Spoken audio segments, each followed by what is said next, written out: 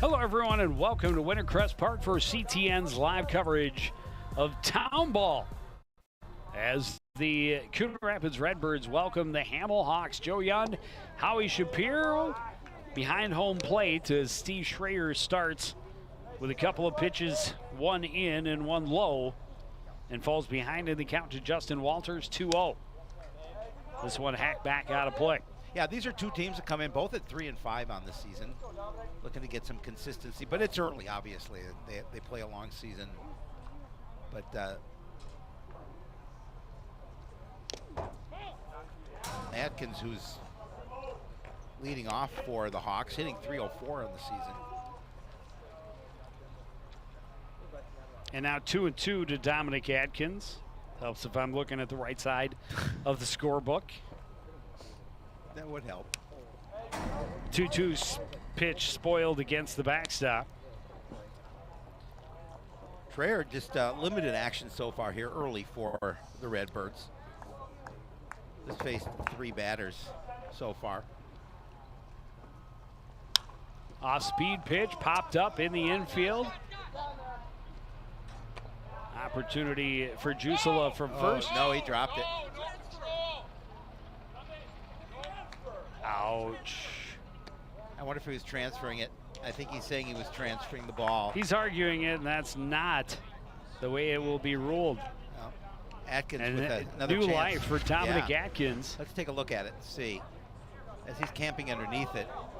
Oh, that's absolutely 100% a catch. Yeah, that's an out.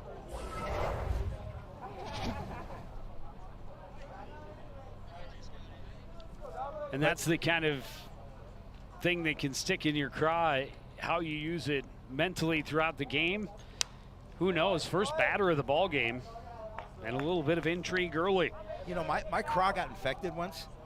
It's really painful. You wouldn't think it would be, but it's really painful. 2-2 it will remain. This one just behind second base. Jimmy Brenda gets underneath it, squeezes it for out number 1. Well, the Redbirds get vindicated in the field by getting the out anyway, so. Jimmy Brenda, who had the dramatic diving catch at the back of the infield grass last night to preserve a 5-4 victory for the Redbirds. Likes to see the first opportunity pretty easy here tonight. One out for Schreier. This one on a couple of hops, bobbled a bit by Jusela, but able to win the race to the bag for out number 2. Yeah, I realize you get that ball in your glove and you're not able to field it correctly. You're going to have to hustle to the bag in that situation. Well, and again, still mentally needs to shake off the out he knew he had. Well, the pitcher coming off a little slow off the mound. Schreier, what? He must be 35. Ish. I'm kidding, of course. This one chop foul over past the Redbirds dugout. Brian Knight trying to keep things going here with 2 out.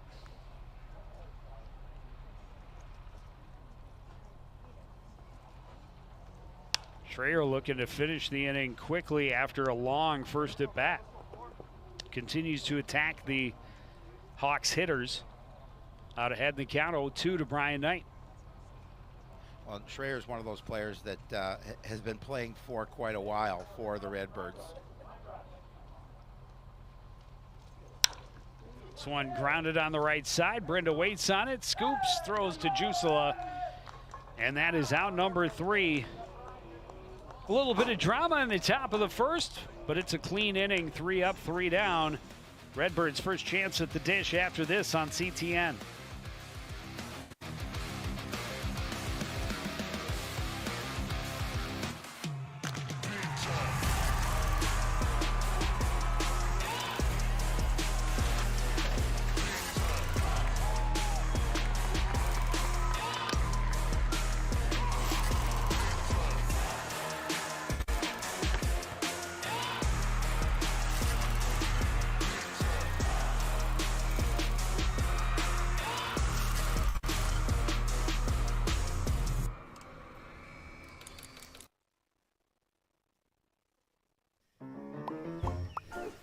Did you know major recreational equipment like RVs, camper, converted buses, and boats are allowed on residential property in Coon Rapids?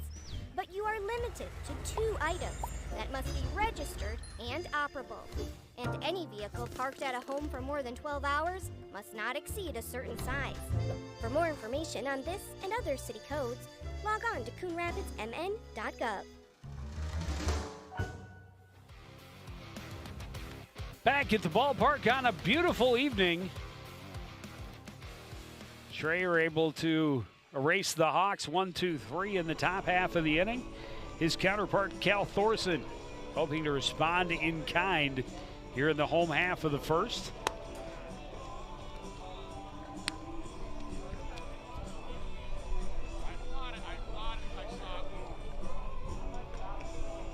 Thorson comes in looking to win his first game. He's got an ERA of 5.25.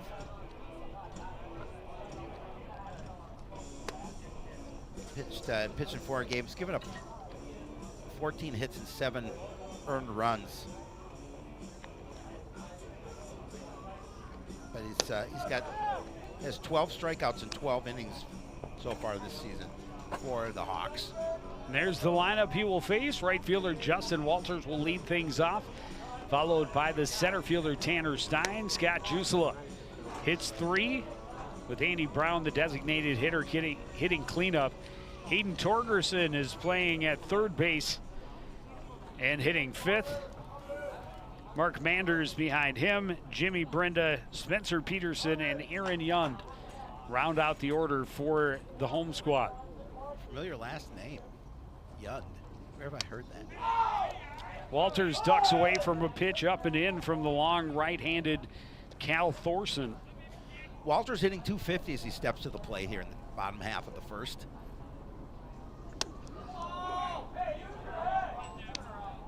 Another pitch up and in. Easy take.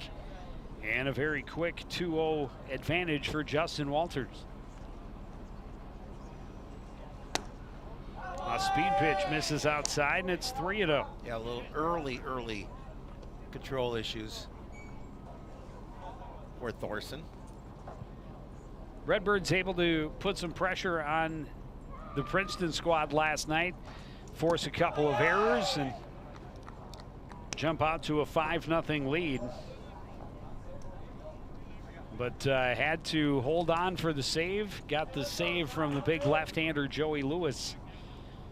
Joe Lewis in the had the last 4 outs of the ball game. Yep.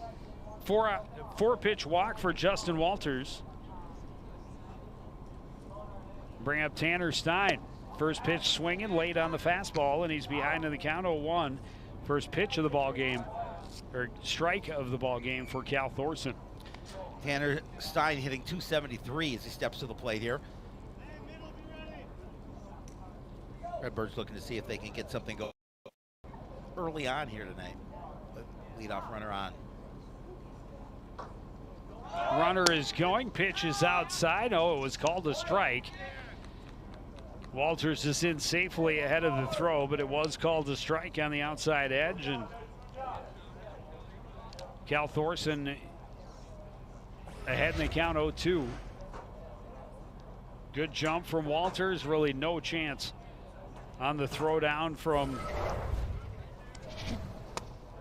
Marcero. It's Walters' 4th stolen bag of the year.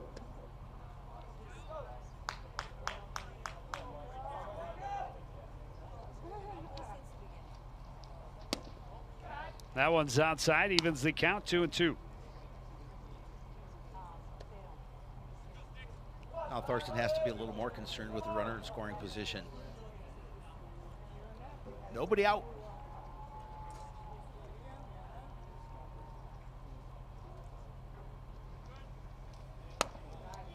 Up high and a full count.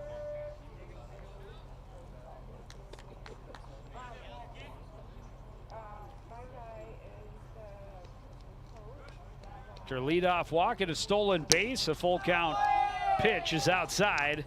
Back-to-back walks. 2 on, nobody out. And Jusela stepping to the mound or into the batter's box. Again, he was the one who had the ball in his glove, thought it was transferring, and ruled not a catch. Then had one kind of bounce away from him. Here's an opportunity to have the first inning mean something a little more positive.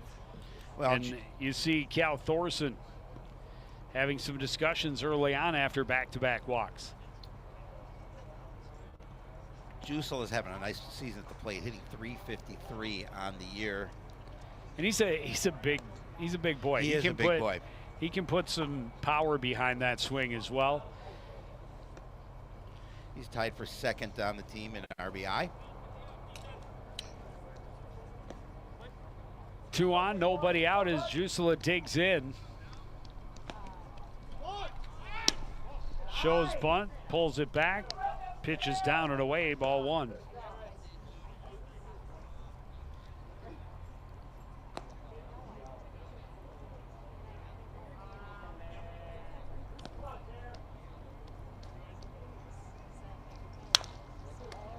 That one bounces off. Thorson dies in the grass. No place to go. It's going to be an infield single for Jusela, and bases are loaded with nobody out. Yeah, all of a sudden, some serious trouble for Cal Thorson here in the bottom of the first. Well, he showed bunt the first time, and that brought the corner infielders in. He tried to force it through the middle. Thorson got a piece of it. But by the time he had fielded it, Jusela far enough down, not an opportunity to throw, and now the designated hitter, Andy Brown, with bases loaded, nobody out, takes a fastball for a strike. Yeah, Brown hitting .333 on the season. Good spot for him here with bases loaded. Opportunity to see if they can score that first run of the game. Back-to-back walks, an infield single, and now an 0-1 curveball. Andy Brown got way in front of for strike number 2. Yeah, I think Andy would like that one back.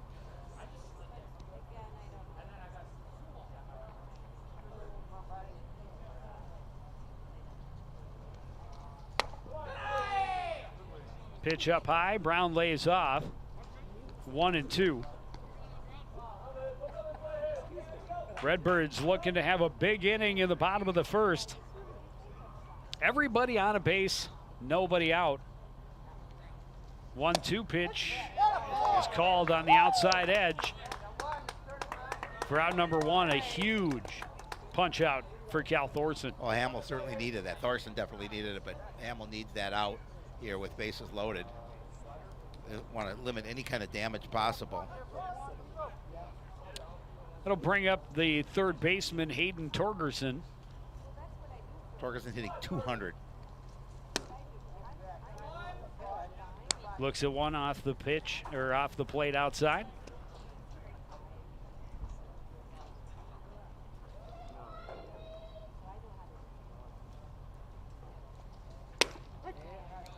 Fastball is in there to even the count.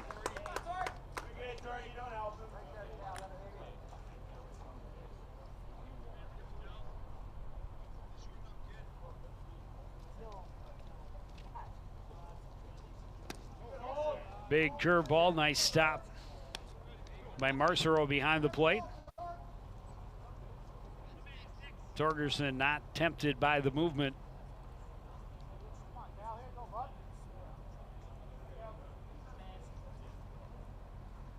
Two-one pitch, foul back out of play. That one was coming our way, Joe Young.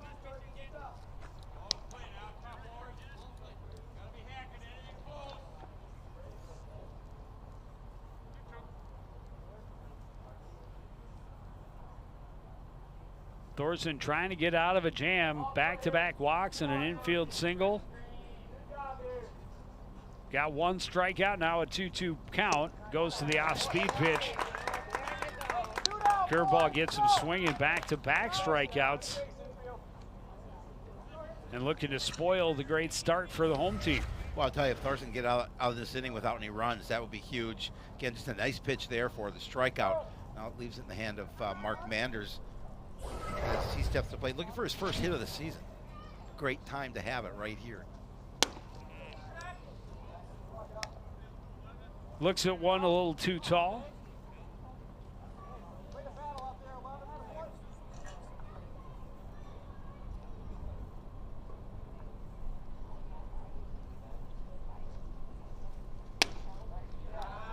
Another one up high. That's where he was missing early on to Justin Walters. Yep. A 4-pitch walk to the leadoff man. And Stein winning a battle for his walk that went to a full count. A big sweeping curveball has had Coon Rapids batters way out in front a couple of times. Yeah, Manders just shakes his head. Looking fastball, and that thing was halfway to the plate as it hit his forward shoulder. 2-1 pitch, he goes back to it. This one down and away. It falls right off the table, too. He's got to be careful. He's got nowhere to put Manders here. Bases juiced. He certainly does not, after coming back and getting a couple of strikers, does not want to walk in a run. 3-1 pitch in the dirt. RBI walk for Mark Manders puts the Redbirds on the board first, 1-0 here in the bottom of the first inning.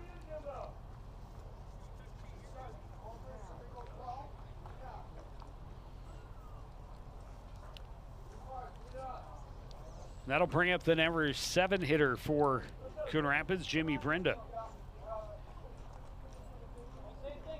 Brenda struggling a little bit early on, hitting 0.87. But this would be a good time for him to see if he can get that average to go north.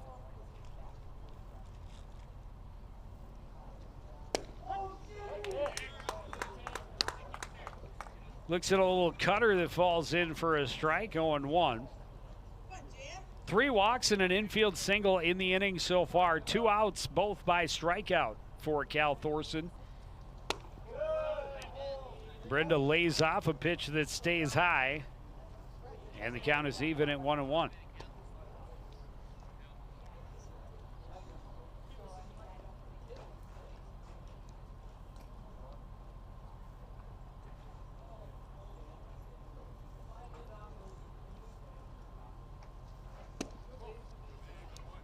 Curveball falls down and away, 2-1.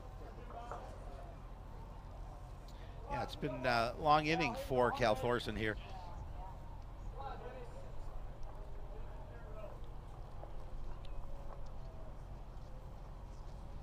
Fastball hit on the left side, scooped up by Kent.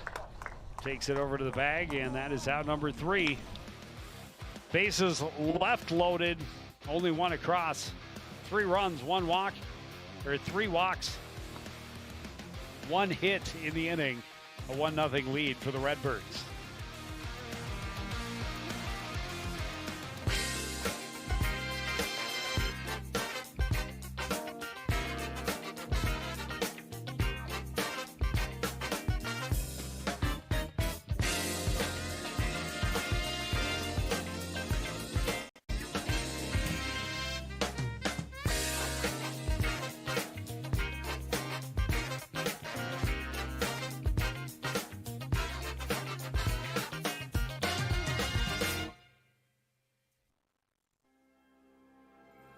There was once a time when local sports coverage wasn't what it is now. A dark age filled with handycams and Polaroids and angry crowds. Then 2 noble souls stood and proclaimed aloud that they'd give the people high-quality sports no matter how. So Sports Nights they became, delivering stats and highlights was their vow. And Sports Nights they remain. Watch them weekly on CTN Now. Well, there it is. Back at the ballpark, a 1-0 lead for the Redbirds after the first inning. Got 3 walks and an infield single. That's all it takes to get a run across. That is true. Scratch it across any way you can.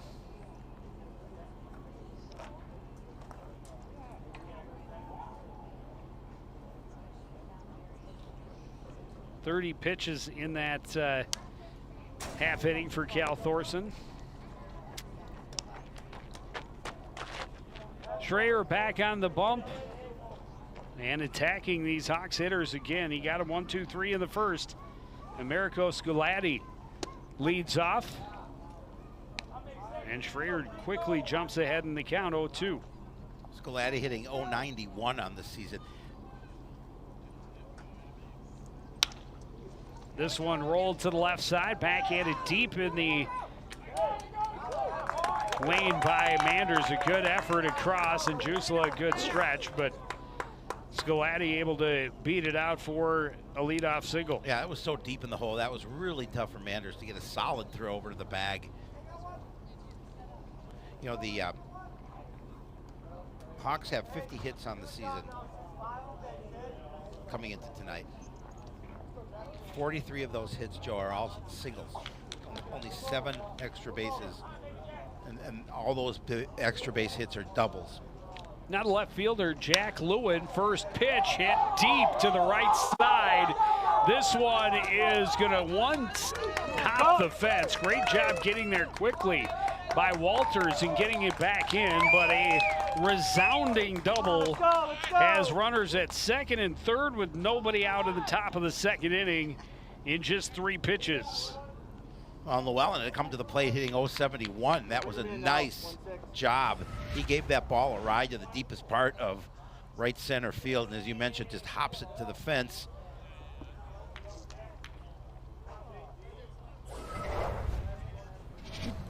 All of a sudden, the Hawks have something cooking here in the top of the second with nobody out.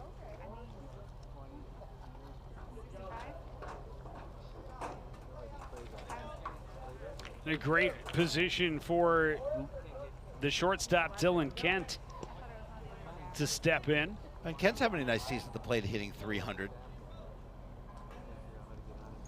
Schrader way up high.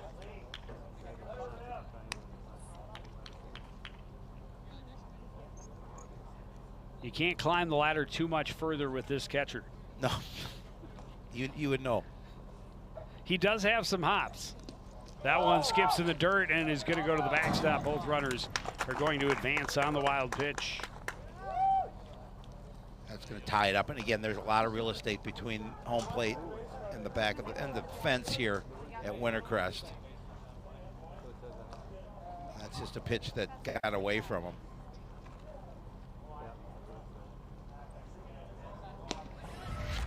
Tough one for Yund. I mean, that was just, there's nothing he was going to do about that one.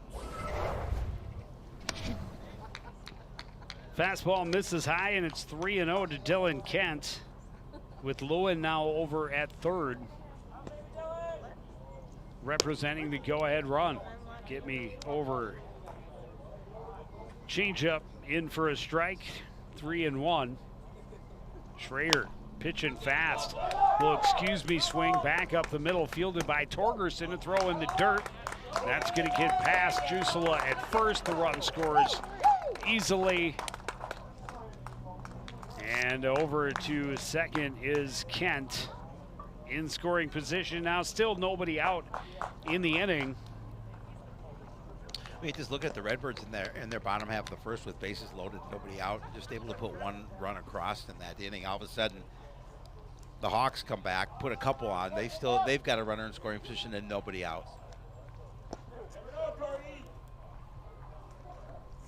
So an error keeps things moving. Still will be an RBI for Dylan Kent.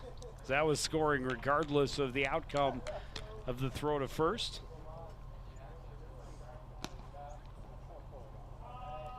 Michael Jacobs, the DH, with a runner at second, nobody out, 2 already across here in the inning. That one fired foul. Back to the backstop, 0-2. Jacobs looking for his first base hit on the season.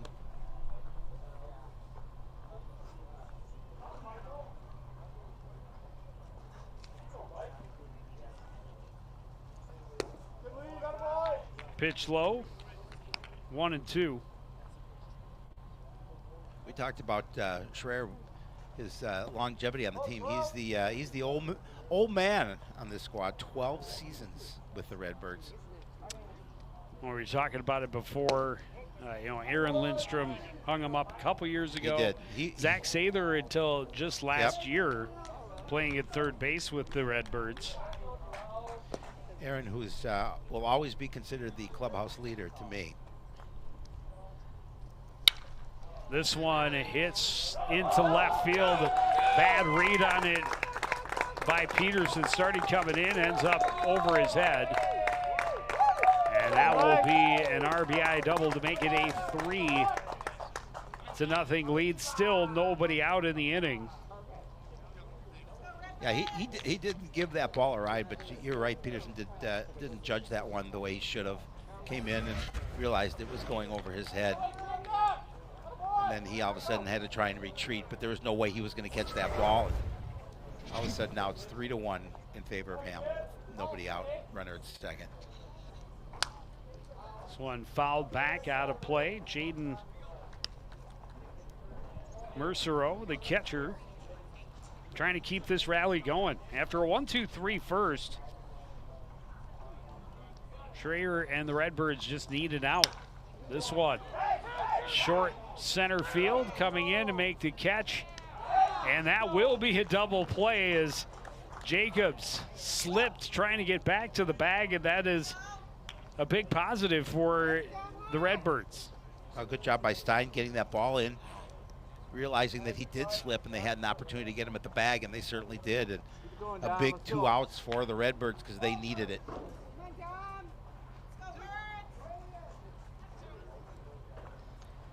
The number 9 hitter, Dominic Fleming. A little late on the fastball, is behind in the count 0-1.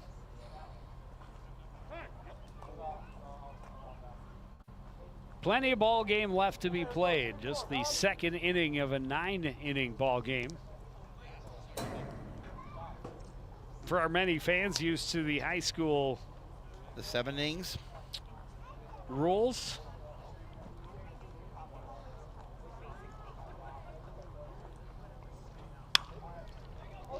This one hit softly down the line, will stay fair.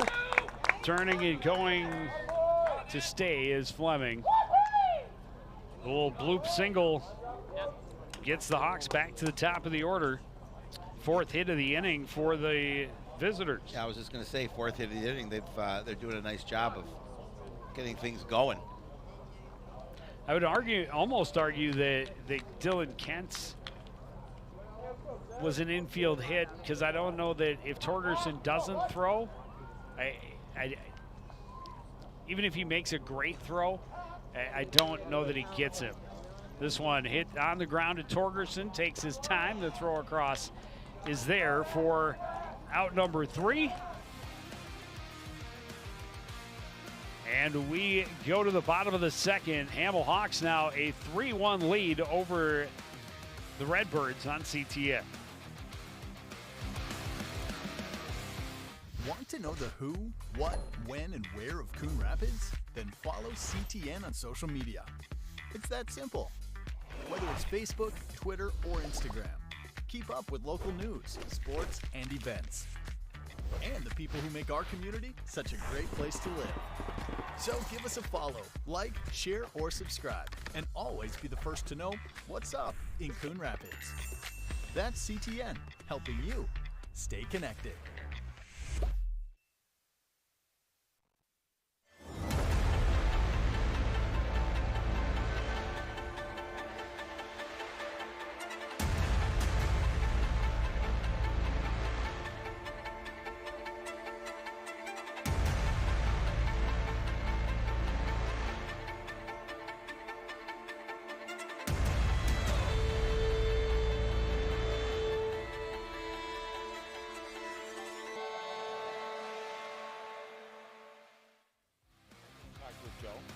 Back at the ballpark.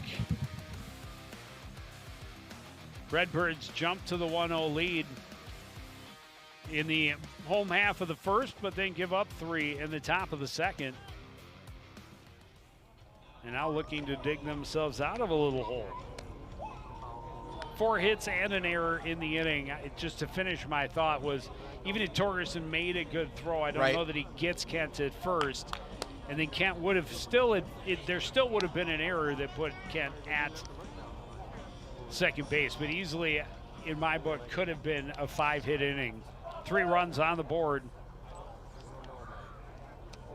And now the Redbirds have some work to do. Spencer Peterson, the left fielder, will lead things off. Cal Thorson, a stressful first inning through 30 pitches. Looking to have a much easier one. Peterson hitting a .158 as he steps to the plate.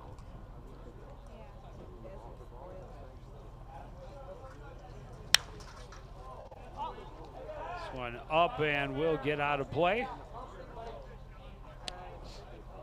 Catcher Mercero had no idea where that.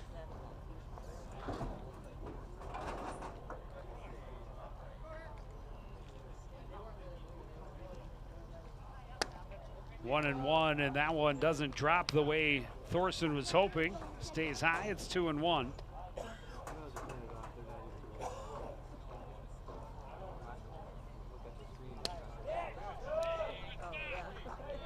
Change up outside, 3-1, and Thorson's troubles in the first inning were of his own doing. 3 walks in the inning, including a 4-pitch walk to the leadoff man. This time it takes 5 pitches, but same result as Peterson trots down to first.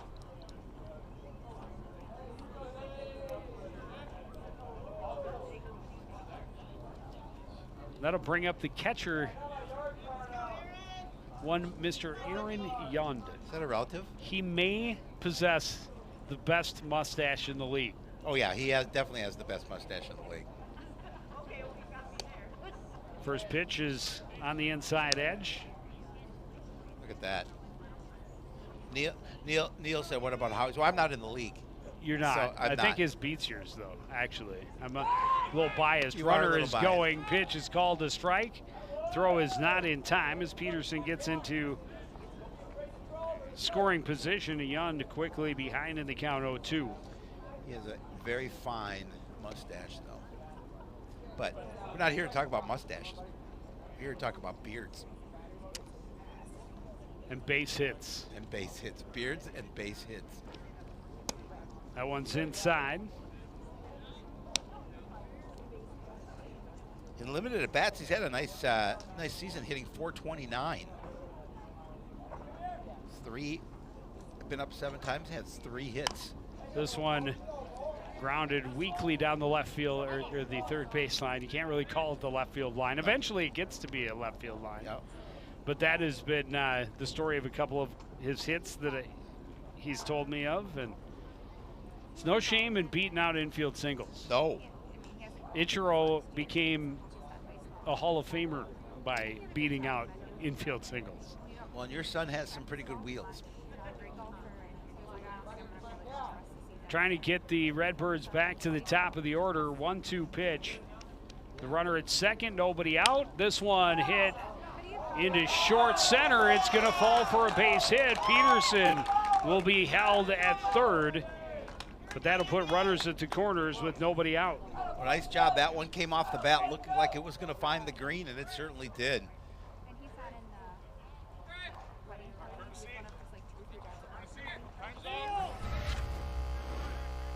Another look at it. It's not how hard you hit it. No. It's where they go. It's where they land. We're going to have a courtesy runner.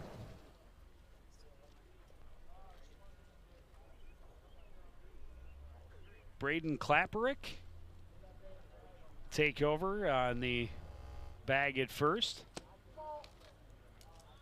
Back to the top of the order, Justin Walters walked on 4 pitches, stole a base, scored a run. Now has runners at the corners, nobody out.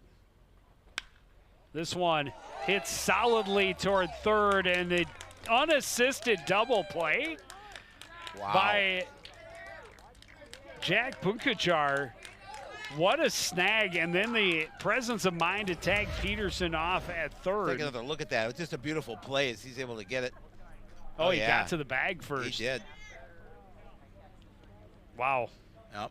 How quickly the fortunes change. So just like that, a liner into a double play, and there's 2 gone with a runner at first. Off speed pitch, throws Stein, falls in for a strike. Yeah, and the fact that he had the wherewithal after a really fine play in the field to go over and tag the bag at third to get the double play was phenomenal. Up and in to Stein, he backs away from it.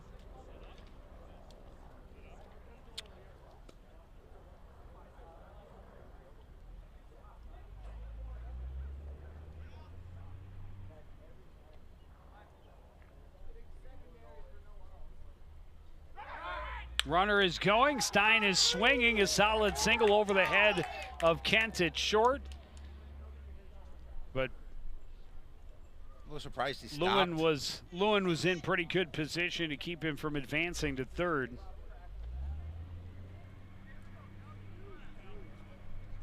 Oh, trying to keep this inning alive here, and again, just a nice play there. It kind of looked like he was going to slide and not able to really carry his momentum around the bag to see if he could try to get to third.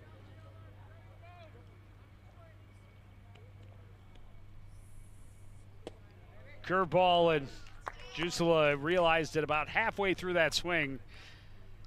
No chance that he was going to be able to check it. It's 0-1.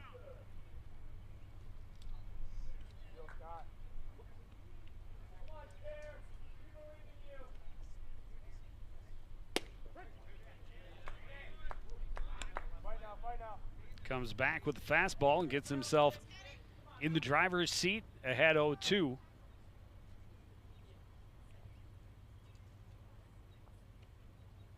Double plays in both halves of the inning. Curveball misses wide. Ooh.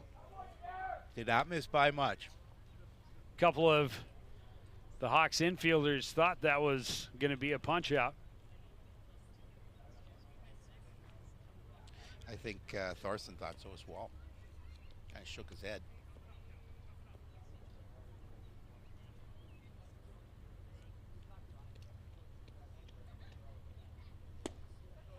Pitch misses down and away, 2-2.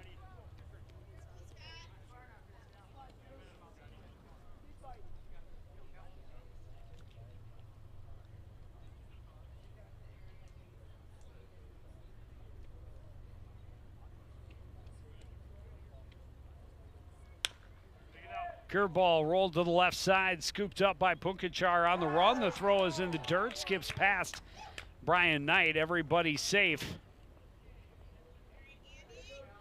Yeah, Redbirds continue to try and rally. Tough one to pick out of the dirt. Trying to get some 2-out magic here.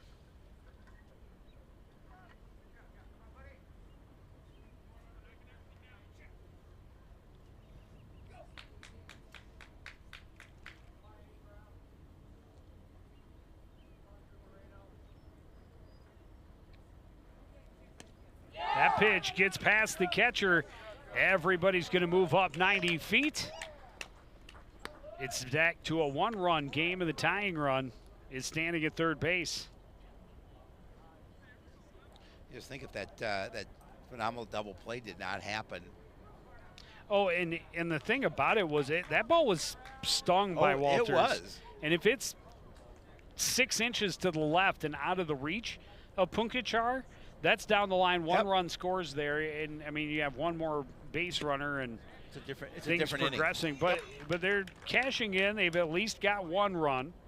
Opportunity to add on the go-ahead run to recapture the lead in the bottom of the 2nd inning is in scoring position for Andy Brown, and Brown now ahead in the count 2-1.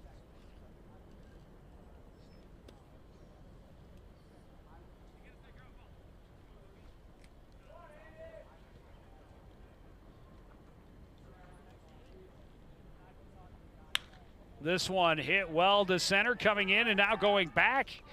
But there to make the catch is Atkins, and the Hawks will maintain the lead. It's 3-2 after 2 on CTN.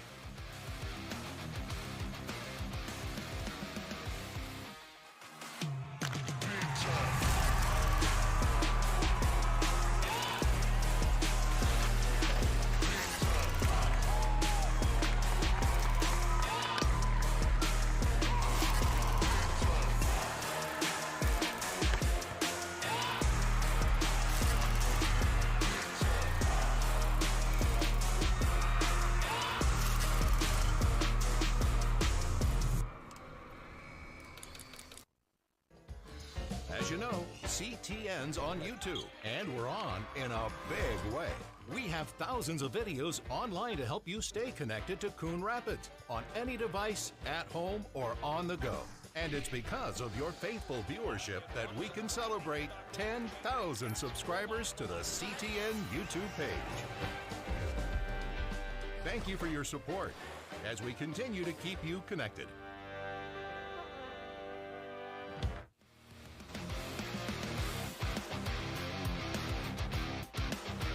Each team with a double play in the second inning. Each team with an error in the second inning. The Hamel Hawks had 3 runs. The Redbirds had 1 in each of their first 2 at-bats, and they trail 3-2 as the sun slowly sets beyond the trees past the right foul line. We have a new pitcher for the Redbirds, Andy Brown. Comes in with an 0-1 record. Pitched 6 2/3 inning, giving up 6 hits, 2 runs, 2 earned runs, 4 walks, 3 strikeouts. He's got a 2.70 earned run average. Downtown Andy Brown.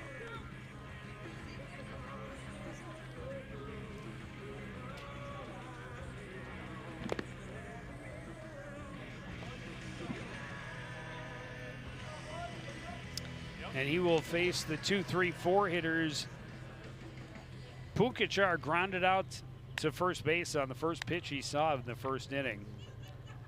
Then Brian Knight, another ground out, and America Sculatti, who had the first hit of the ball game for the Hamel Hawks and sparked their 3-run rally in that second inning. So Pukachar and Knight, the only 2 not to reach the plate in that second inning.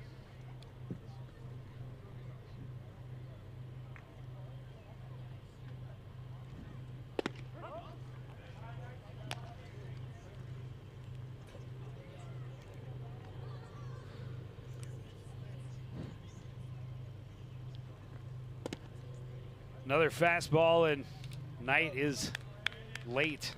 Andy Brown quickly ahead in the count, 0-2. Coming out attacking, getting on the gas, staying there. Showing no fear. No fear. Inside. That's why they call him Downtown Andy Brown.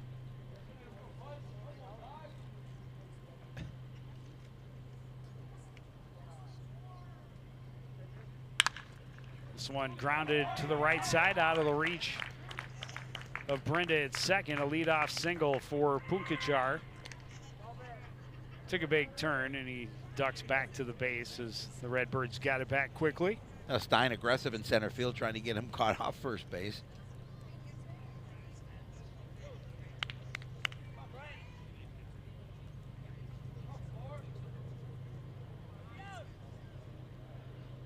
Bring up Brian Knight.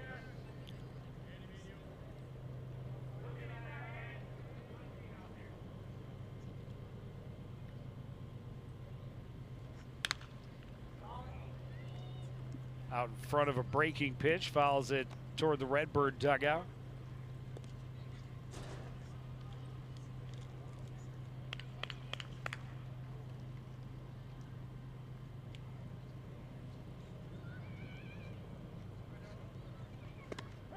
Nice curveball, falls in and fools Knight, 0-2.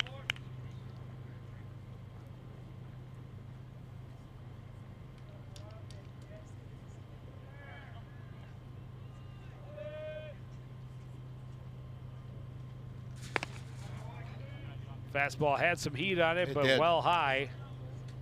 Young had to come out of his crouch to control it.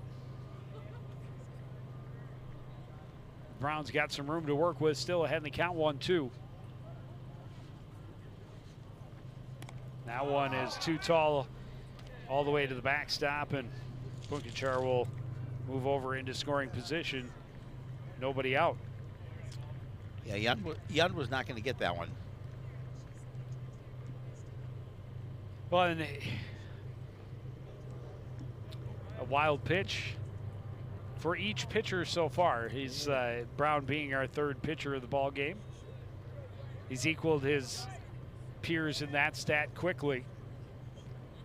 2-2 with a runner at second base, nobody out. Down and in. Full count.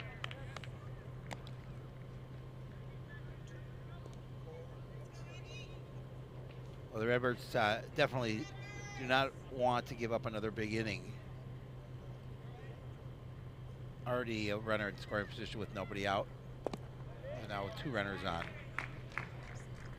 Ball 4, down and in.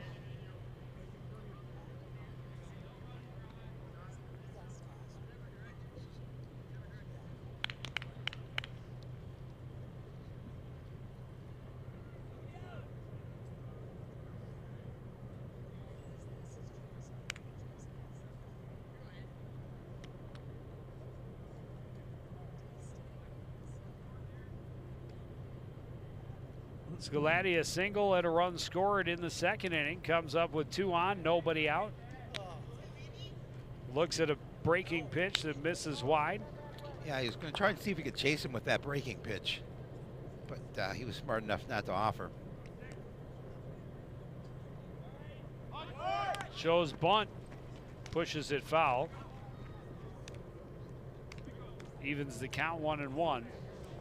We saw both teams turn double plays in the second inning. We saw both teams commit errors in the second inning. It's not often that that occurs. An error and a double play in each half of the same inning.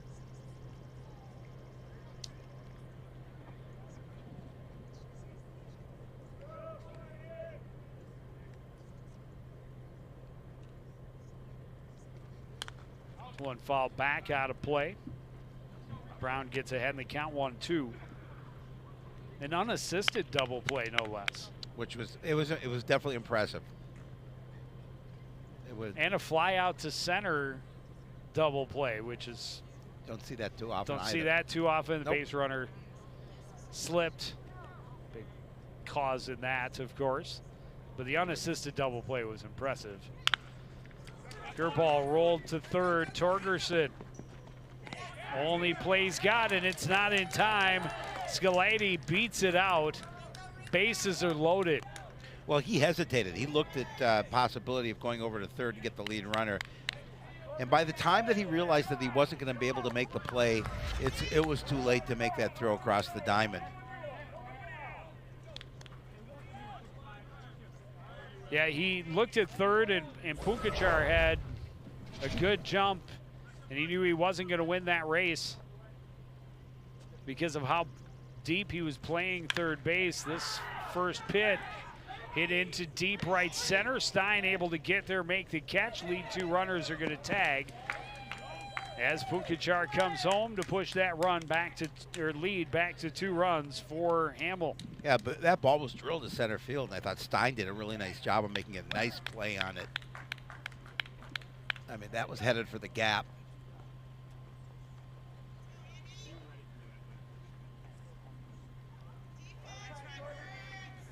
So runners at the corners, 1 away now for Dylan Kent. Kent reached on an error, but drove in a run. Slow grounder to the left side. This one fielded by Brenda, thrown past Manders, and now they have the lead runner off the base, and he is out. So they at least get an out of it, but Knight is going to score.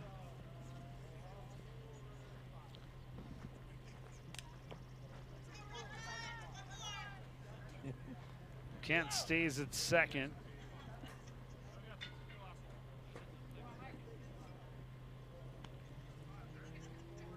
Is Kent's on by an error?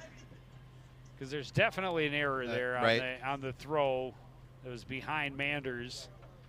They were still able to get an out, so essentially becomes a fielder's choice, but an error went on the board as it should. But importantly, the Hamel was able to get another run out. And I don't know if Kent, again, does Kent get another RBI? Because it probably is only a single out. Correct. If he beats it out. Correct. So I think he's reached on error twice, but drove in runs in both runs. plate appearances. And I think there's a strong argument on this one, Hops over Torgerson. Just everything going against the home team right now. Yeah, and again, the Redbirds found himself between Hops. It took a funny bounce and got over him into left field. They're going to put another error on the board. Second error of the inning. Consecutive batters.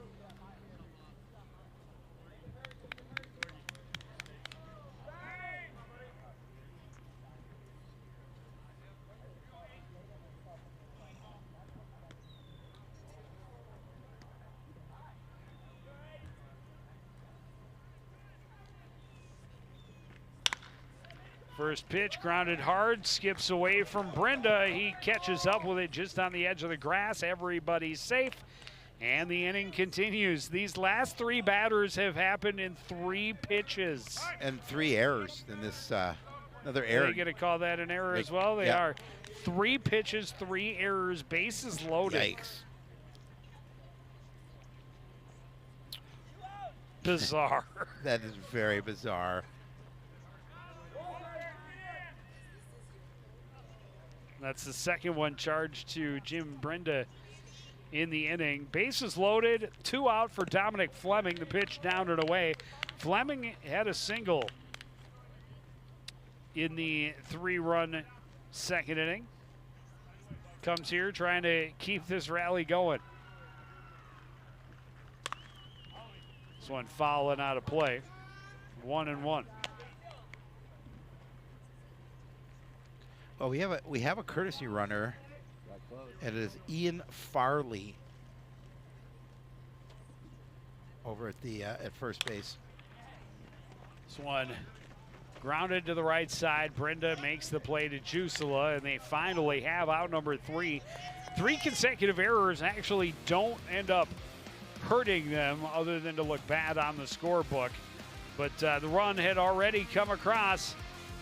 2 more for the Hawks. They lead 5-2, middle of the third on CTN.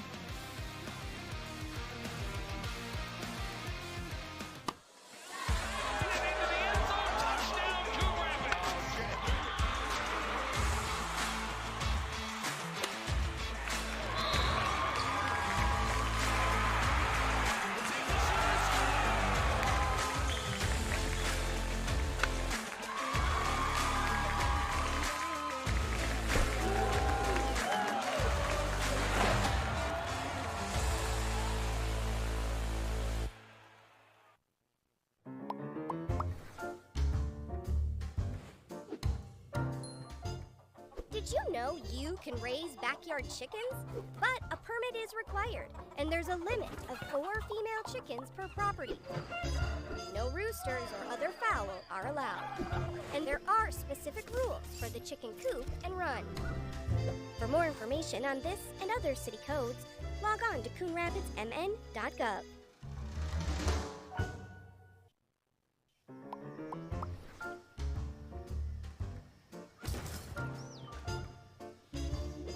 Did you know city code prohibits outdoor storage of things like building materials, auto parts, household items, scrap metal, garbage, and more? Thank you for helping our city look its best. For more information on this and other city codes, log on to coonrapidsmn.gov.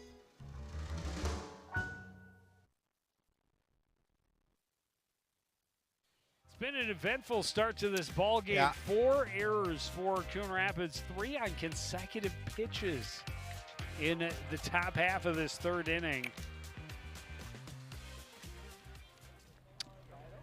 That's the kind of streak you're never wanting to be a part of. Hayden Torgerson will lead off the third inning late on the fastball. He's behind in the count 0-1.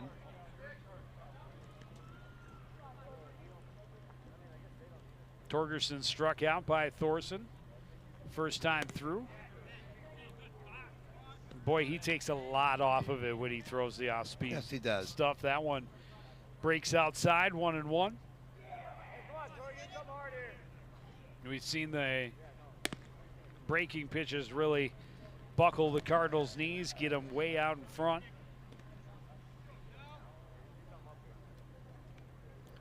We already saw Coon Rapids go to its bullpen. Comes back with the fastball, gets it past Torgerson, evens the count 2-2. But we'll see how long they go with Thorson. His pitch count pretty high through the first couple of innings. This one hit high to the right side and will be corralled by the leather of Americo Sculati. Yeah, an easy fly ball for him.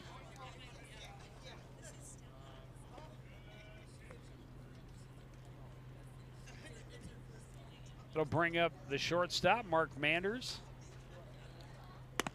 Had an RBI walk his first time up.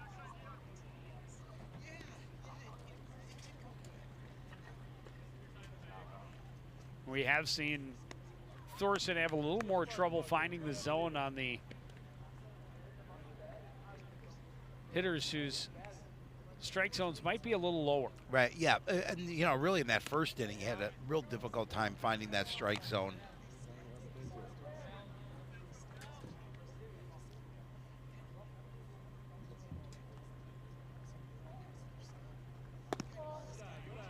Curveball misses low for Thorson, and Manders sitting pretty with a 3-0 count.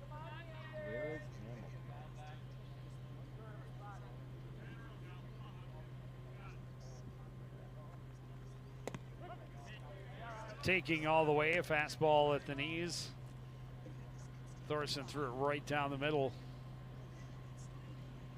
See if he does it again here on 3-1. This one popped up behind second base. Back on it is nice Kent. play. I was watching Kent, and then It was Fleming. it was Fleming who comes flying across the top to make the catch.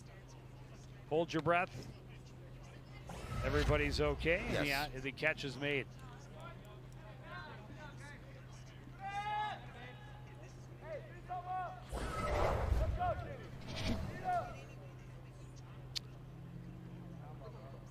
Smile on his face. Everybody's okay.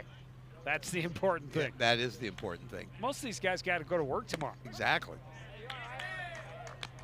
Curveball called on the outside edge. Jim Brenda behind the count, 0-1.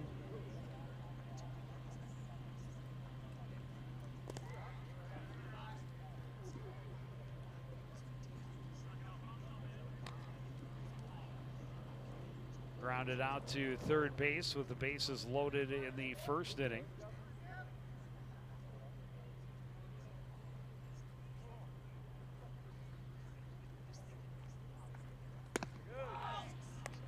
Up and in, 2-1. Hey, to back off the plate on that pitch.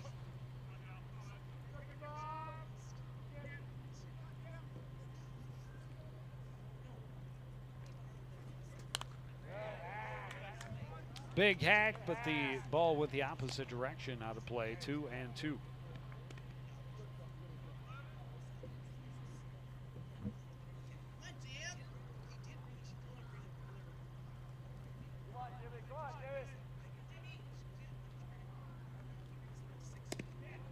Curveball misses down and away. Brenda able to lay off, and it stayed in the zone, it seemed, for a long time before tailing down and away.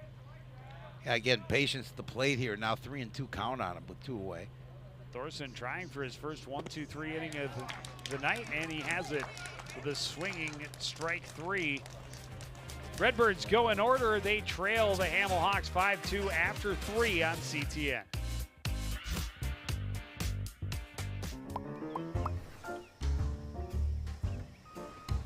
Did you know properties are required to have garbage and recycling service with a licensed hauler? On collection day, place your carts 2 feet behind the curb. Collection containers should not be placed in the street. And don't forget, containers are not allowed at the curb on non-collection days. For more information on this and other city codes, log on to coonrapidsmn.gov.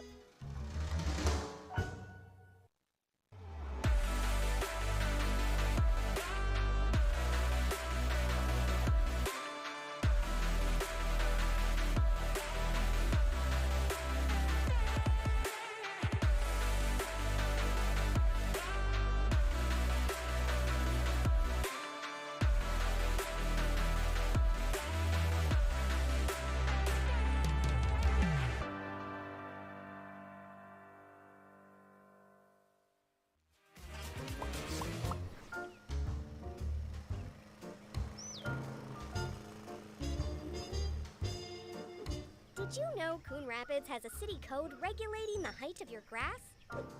Grass and weeds must be kept under 8 inches high. Thank you for helping our city look its best. For more information on this and other city codes, log on to coonrapidsmn.gov.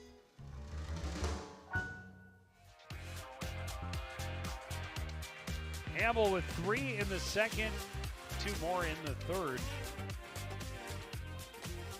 They have a 5-2 lead as we get set to start the fourth, and it's the top of the order due up for the Hawks. Dominic Atkins 0 for 2 with a pop-up and a ground out. First pitch swinging, fouled back out of play. It's been an eventful first 3 innings. It has been an eventful, and it's this game started at 7:30, and 7 runs already scored here in the top of the fourth between these two teams. 5 for Hamel and 2 for the Redbirds.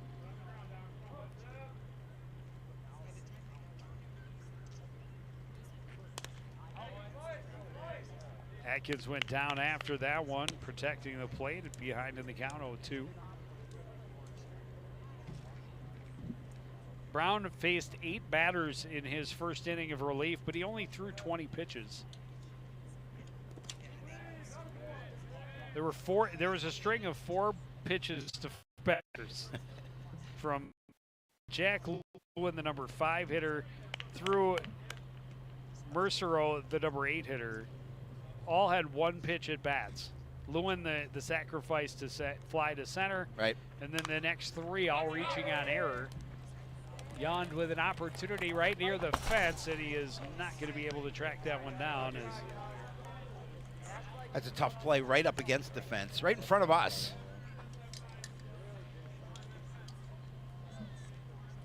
I was worried it was going to hit come down me instead, but hey, good effort. Good on you. Absolutely. A better look at that magnificent mustache. It is good. We'll try again at 1 and 2.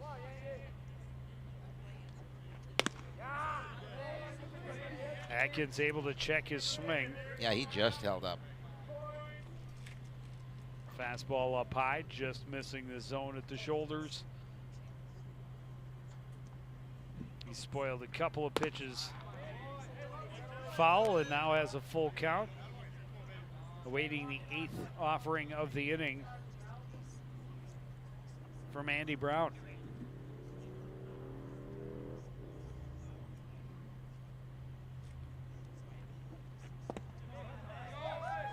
Misses low, a leadoff walk. Couple of big 2-strike fouls keeping Atkins alive, and he ends up at first with nobody out. Well, not the way Brown wanted to start this top of the fourth by putting the leadoff runner on. Already trailing 5-2 here. Still plenty of time left, just being in the top half of the fourth. Jack Punkachar, runner is going, pitches down and in, and Young's throw is headed to center, but Mander's able to track it down.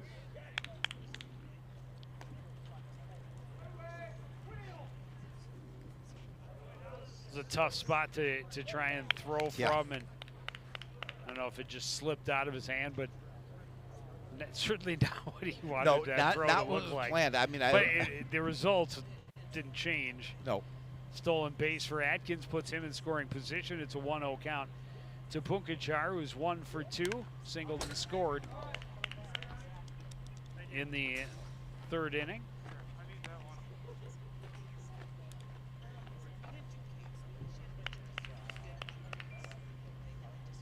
Foul evens the count, 1-1.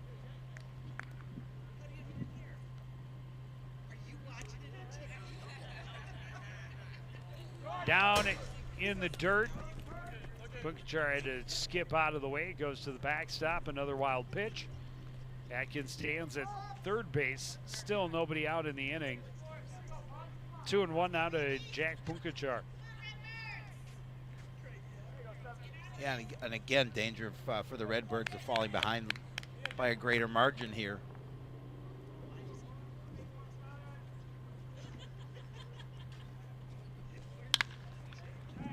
This one lofted into left center. Making the catch is Peterson from left. The throw home is not in time. Atkins will score on the sacrifice fly, and that'll push it to a 6-2 lead. Yeah, 4-run cushion now for the Hawks. So leadoff walk, a stolen base, a wild pitch. Sacrifice fly, and that's what they call manufacturing a run. Brian Knight walked and scored in the third inning. Comes to the plate now with bases empty and one out. Nice curveball there from Brown for strike one.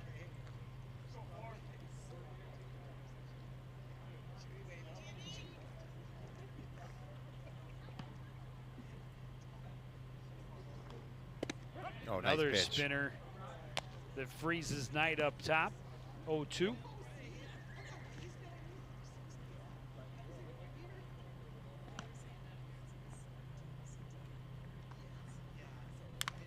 Fastball foul back, and Knight stays alive.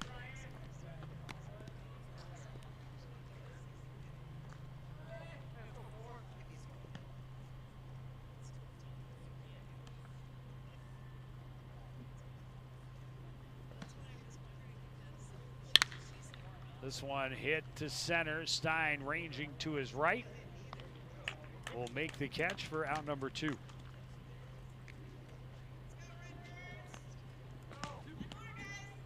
So far, the Hawks able to manufacture another run here in the top of the 4th. Mariko Scolatti is 2 for 2 with a pair of singles, 1 run scored.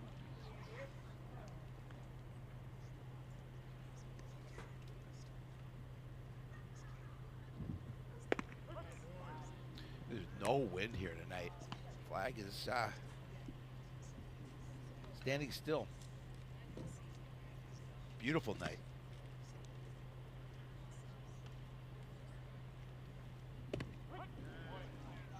Brown really leaning on that curveball, especially early in the count. Again, drops a couple in there that frees Scolatti and has himself ahead in the count, 0-2. Fastball popped up right side, foul territory. Juicel a good effort, but not able to get there, and Scolatti will stay alive. Good, obviously a good situation for Brown to be in, ahead of the count 0-2. Again, just wants to get out of this inning, get the Redbirds back to the plate.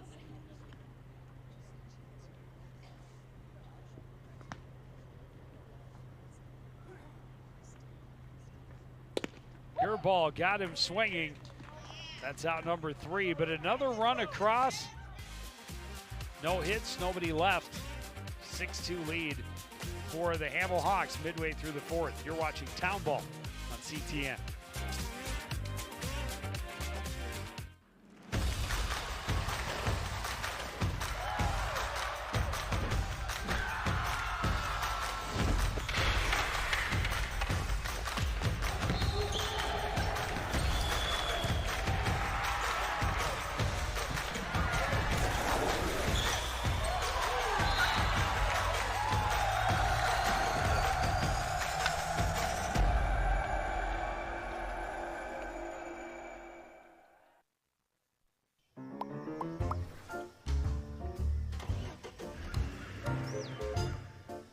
Any vehicles left outside on your property must be in operable condition and parked on an improved surface with current registration displayed.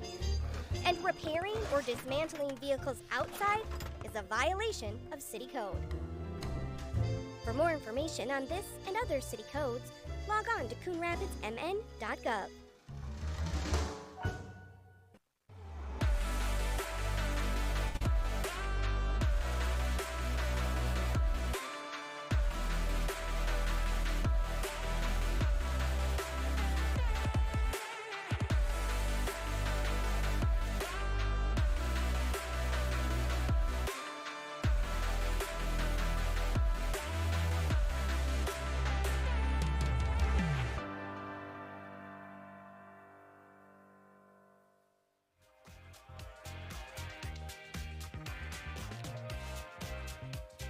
Coon Rapids Redbirds scored in the bottom half of the first inning. But Hamel able to score 3 in the second, 2 more in the third, and add 1 here in the top of the fourth inning. They have a 4-2 lead. I just got a message from that. We talked about the clubhouse leader. Aaron Lindstrom just sent me a message. First pitch popped up, left side will stay in play perhaps, but it did eventually get out. Good effort by Pukichar, but Spencer Peterson will get another chance. Well, and Aaron reminded me, we knew about this, you and I discussed it earlier, we forgot to mention it, that the Redbirds are looking for their 500th win in program history. And certainly Aaron Lindstrom, a big part of a lot of those wins as the clubhouse leader. It's always good to hear from him. Pitch to Peterson up high, it's 1-1.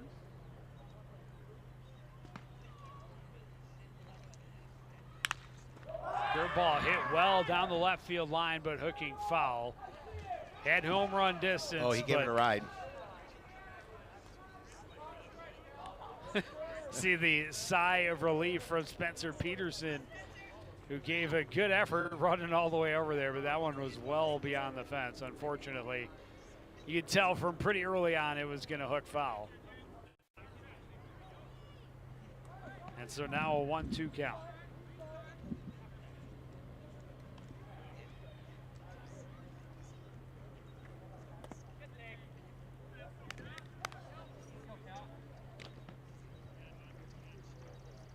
Curveball misses down and away, and Peterson with a 2-2 count.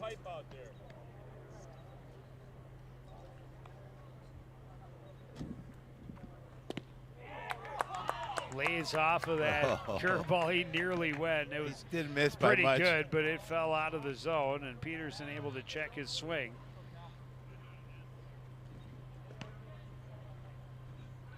He's able to earn a walk first time. Here's a full count pitch down and away, and he'll get a leadoff walk again.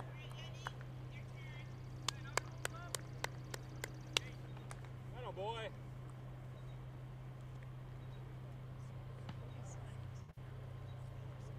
Thank you.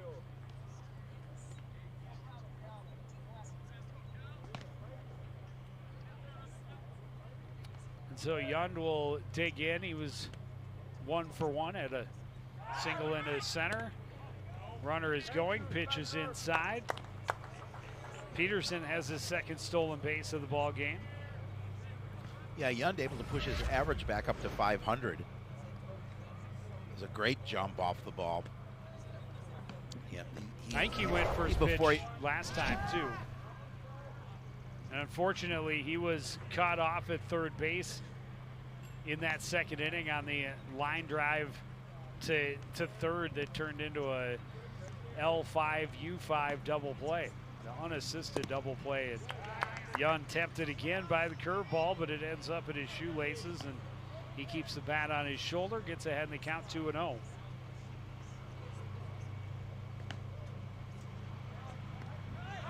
Runner is going to third, and it's bobbled by the catcher. It's a called strike. Peterson steals his way over to third.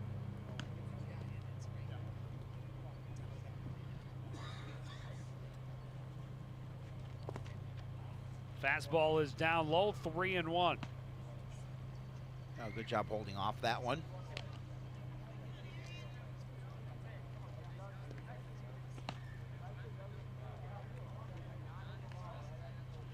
Hitters count at 3-1, but this is a pitcher that has missed more often than not in these situations so far.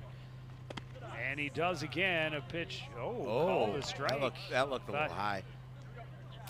Young thought so as well, but that Yund and this one. Full count. It's unanimous. Right over at the Hamel dugout.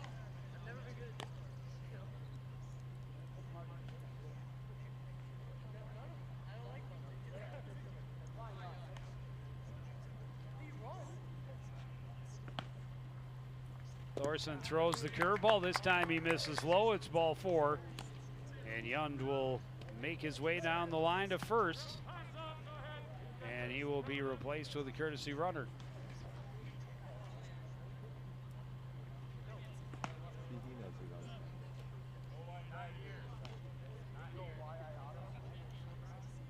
The guy who gets subbed off the run. Mustache guy? Braden Klapperick again. I'm just kidding. He runs fine. Now we're going to have a little meeting at the mound with head coach Tim Fleming coming out the first time. Well, runners at the corners with nobody out. It's the same situation, same spot in the order. And Justin Walters stung it down the line at third, but just a great play by Punkachar to snare the line drive and step on the bag at third to limit the Coon Rapids opportunity in that second inning. They did end up pushing a run across to cut the lead to 3-2 at that point. Here the hole a little more, a little deeper, a little harder to get out of. A little bit.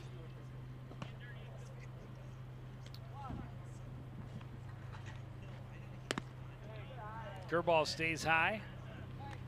Walters walked in the first inning, and then as I talked about, he lined into an unassisted double play in the second.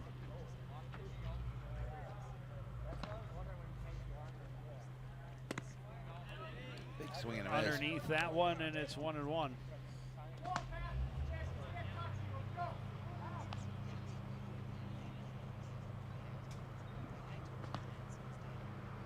Klapperick goes, big curveball misses. Klapperick in easily without a throw, and that gets a clap or two from the dugout. 2-1 to Walters, outside 3-1.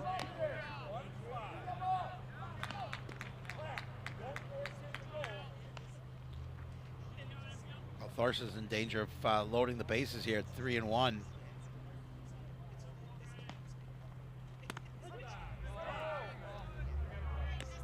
Catches the top of the zone and gets back to a full count with Justin Walters. He's throwing full count pitches to all three he's faced so far. He's given up the walk the first two, and he's given up another time. That one skipped off home plate to the backstop. Both runners are going to advance on a wild pitch. It is 6-3, runners at the corners with nobody out. Oh, able to get that third run here. Trying to climb back into this contest. Still plenty of time, just the bottom Again, of eventful. the fourth.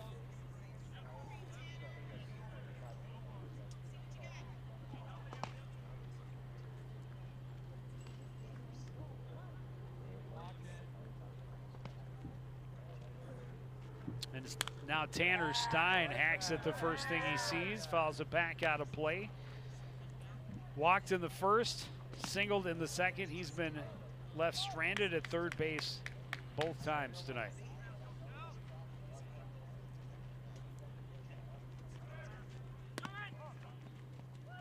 Runner was off, the pitch is high.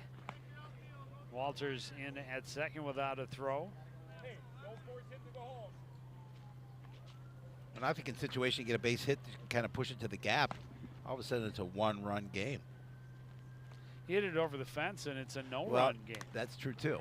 So it fouled back out of play. Wrong fence to hit it over. He heard you. You weren't clear. You didn't clarify which fence. Has to be the one in the outfield. Yeah. Between the two foul poles. Must stay with There you go. between the two foul. Goes reaching for that pitch and got a piece of it to stay alive at 1-2.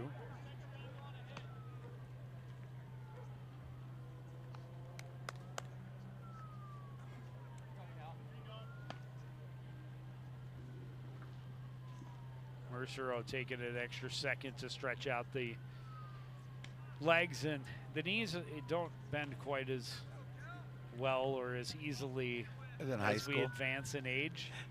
I don't know how old he is, but he's not a high school. But he's not a teenager, is my guess. Pitch up and in to Tanner Stein, evens the count 2-2.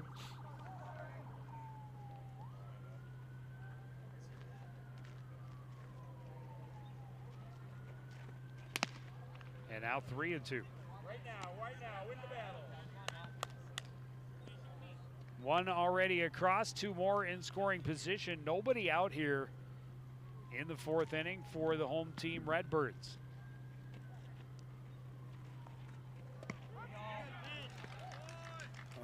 Curveball finds the zone. Stein thought it was inside, instead called 3rd strike. And that is an out that Cal Thorson desperately needed. He definitely did. You got again. Now you got a pretty good hitter come to the plate to see if he can extend this. Just one away, but love to be able to put some additional runs on the board here before you move to the top of the 5th. Jusela puts some juice into this down the right field line. Tracked down by Scalati in the corner. Tagging and coming home is Klapperick. Oh, there. And a 2nd run of the inning for the home team. Again, an opportunity to cut into this lead. 2 away with a runner in scoring position. He gave that ball. It was a nice shot. And it's great read and react from Sculatti out Really in right. Because if that gets to the corner, potentially it's a 1-run game with the tying run in scoring position. Nasty, nasty curveball from Cal Thorson to start Brown out 0-1. Yes. Fastball in to even the count, put him ahead 0-2. Brown, first at bat as the pitcher. Started in his first 2 at bats were as the designated hitter. But since the top of the 3rd has come on as the pitcher. Love to continue this rally to help his cause. He certainly would. And his team's cause. 2 out, a runner at 2nd base. 1-2 pitch, swung on and missed. And a good squeeze by Mercero. Redbirds get 2 back. They still trail by 2. We go to the 5th on CTN.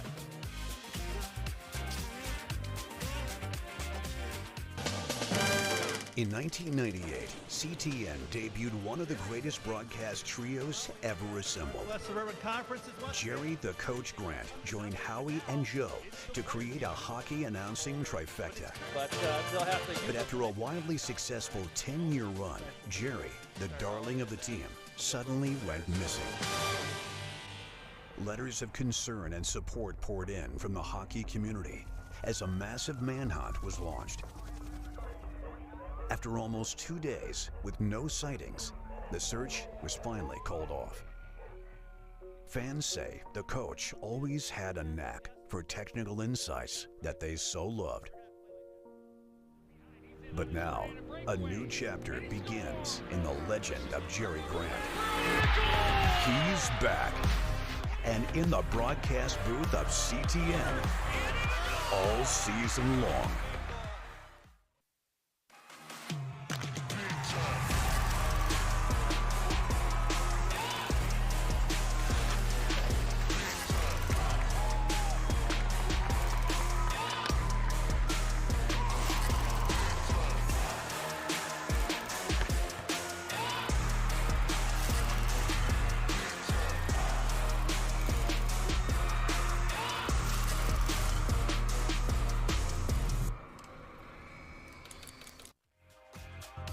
Yep. Back at the ballpark, we're going to see Joe Lewis coming in early. I believe that's Joe Lewis. Strong lefty. Zach White will take over behind the plate.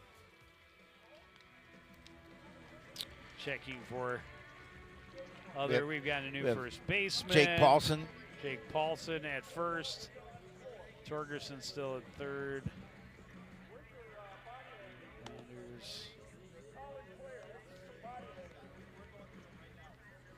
I think that's it. But Joe Lewis, as I talked about earlier, came on, got the 4-out save for the Redbirds in last night's game up in Princeton. Called on much earlier here as he takes over in the 5th. His team trailing by a pair. Well, Joe Lewis is one of those players that have been with the Redbirds.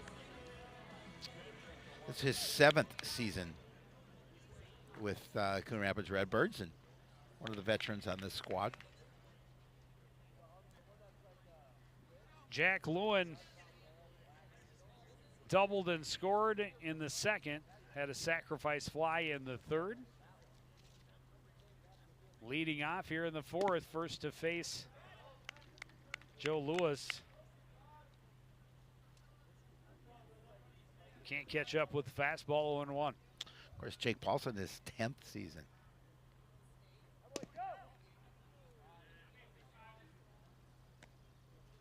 Just misses off the outside edge, 1-1.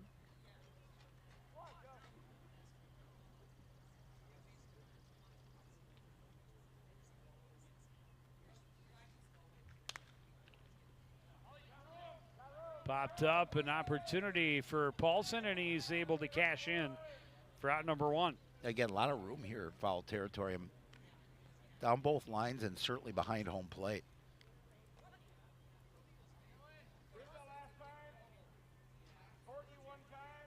Going to bring up Dylan Kent. Well, he will not drive in a run in this at-bat on an error. That much we know is for sure. So that part of his streak is definitely over. He could reach on an error for the 3rd straight time. Instead he get hit by a pitch. Or he could get hit by a pitch in the very first pitch. So he's been on base. Got to give him that. Goes to the plate. He's going to get to first. It's just the way it is. That's been the story for the latter part of the order for Hamel tonight. Michael Jacobs, a double his first time up, reached on an error 2nd time. Now the runner at first, 1 out.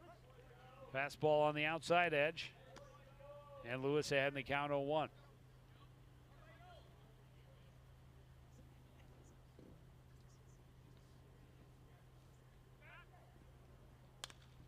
This one fouled back and out of play.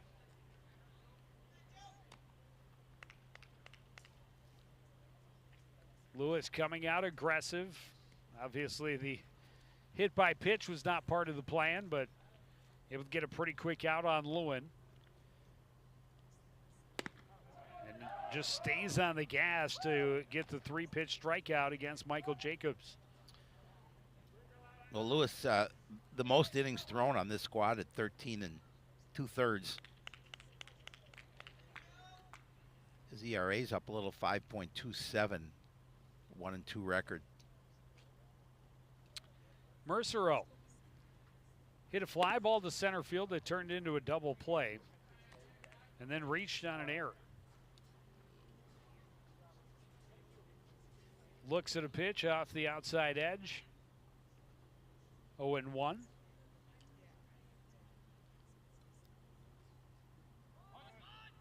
Shows bunt, takes pitch down and in. 2-0.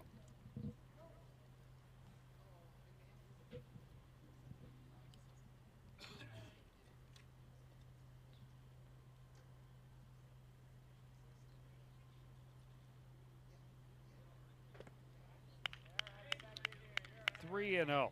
So a 3-pitch strikeout, now in danger of following it with a 4-pitch walk.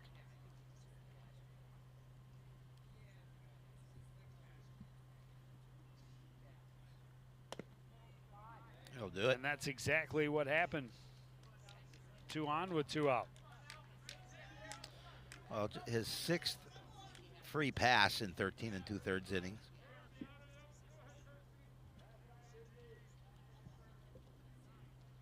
Courtesy runner.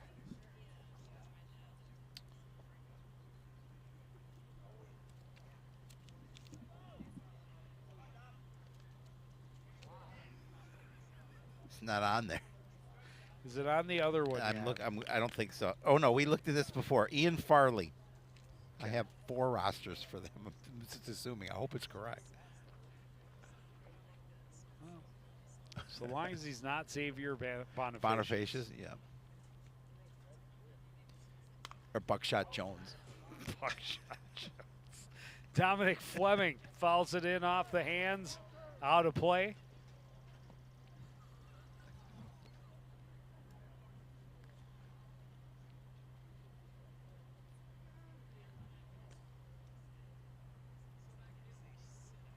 Oh, and 1.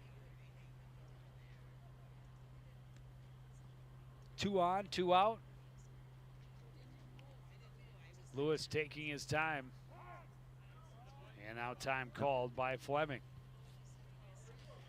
Again, the Redbirds just need to get out of this inning without any damage, additional damage, trailing by 2 here at 6-4.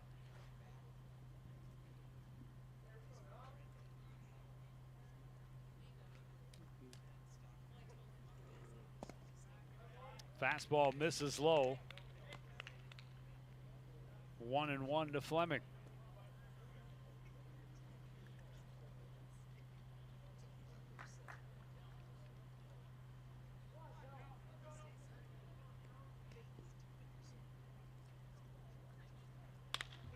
This one grounded back up the middle, diving for it is Brenda, flips to Manders in time to get Farley at second, and that will end the inning.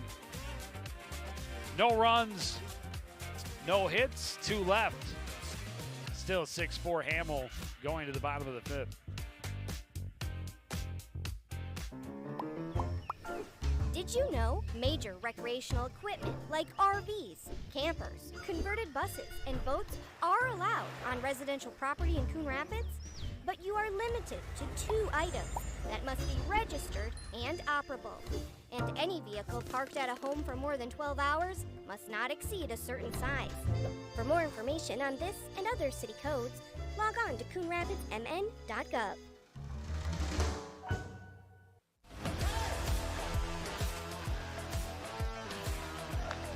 Redbirds able to push the first run across in the top of the first, but in the bottom, or the top, in the bottom of the first, top of the second, Hamel answered with 3. They added 2 more in the top of the third. Pushed their lead to 6-4, 6-2. Coon Rapids able to cut it back in this last half inning.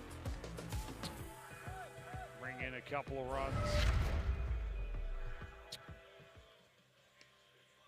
And make it a 6-4 ball game.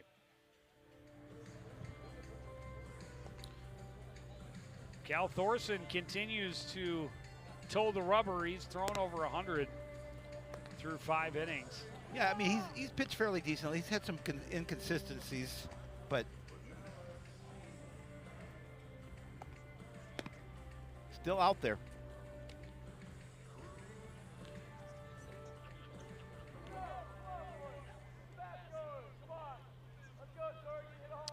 Hayden Torgerson, Mark Manders, and Jim Brenda, the scheduled hitters for Coon Rapids here in the 5th. Torgerson 0 for 2 so far, looks at a pitch down and away.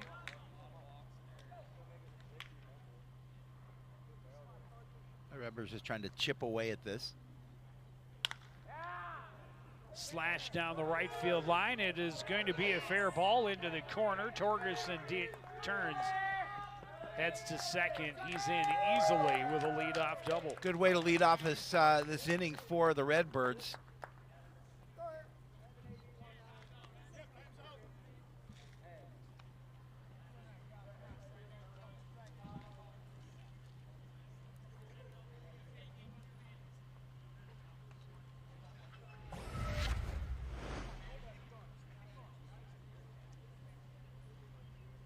Finds that. Just the 4th hit of the ball game for the home team. First since the 2nd inning. Now Mark Manders, he walked with the bases loaded back in the 1st inning, scored the first run of the ball game, or pushed in the first run of the ball game.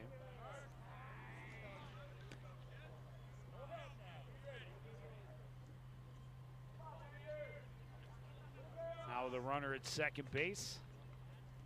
Nobody out. Curveball misses wide, and it's 3-0. Obviously, it's got to come with this one. Otherwise, all of a sudden, you have 2 base runners on and nobody out, just trailing by 2.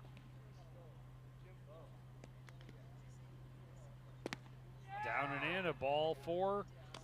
4-pitch walk. 2 on, nobody out.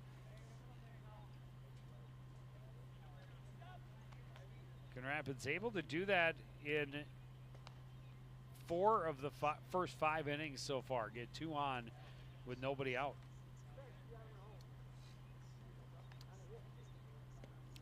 And now Brenda shows bunt, pulls it back as the pitch is outside.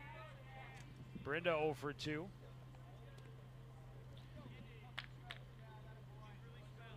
But would be more than happy to sacrifice to get his team's tying runs into scoring position. I don't see any, there isn't any action anyway in the Hamel bullpen. As you mentioned, over 100 pitches for Thorson. That one is up and in and all the way to the backstop. Both runners will advance. Another wild pitch. As we have seen a fair few in this ball game already. And now it takes the sacrifice bunt off the table, and now an opportunity with a base knock, you could tie the ball game. Does he have a green light on 3-0? Doubtful, since it's been 7 straight out of the zone for Cal Thorson. Dan Morrill actually picking up a glove and going over to the bullpen to start throwing for the Hawks as Thorson gives up that walk. Ball 8.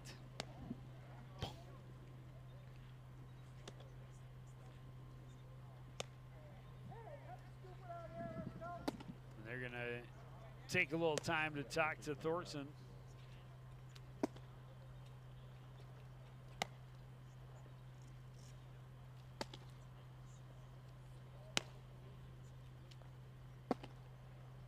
There you see Morrill warming up in the bullpen for Hamel.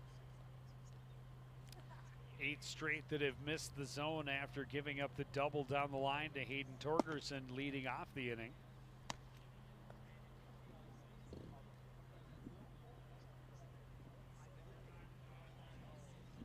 Thorson will stay on at least to throw to Spencer Peterson. Peterson has walked twice. He's got 3 stolen bases, 1 run scored. There's no place for Thorson to put him. Going to catch the top of the zone for a strike, 0-1.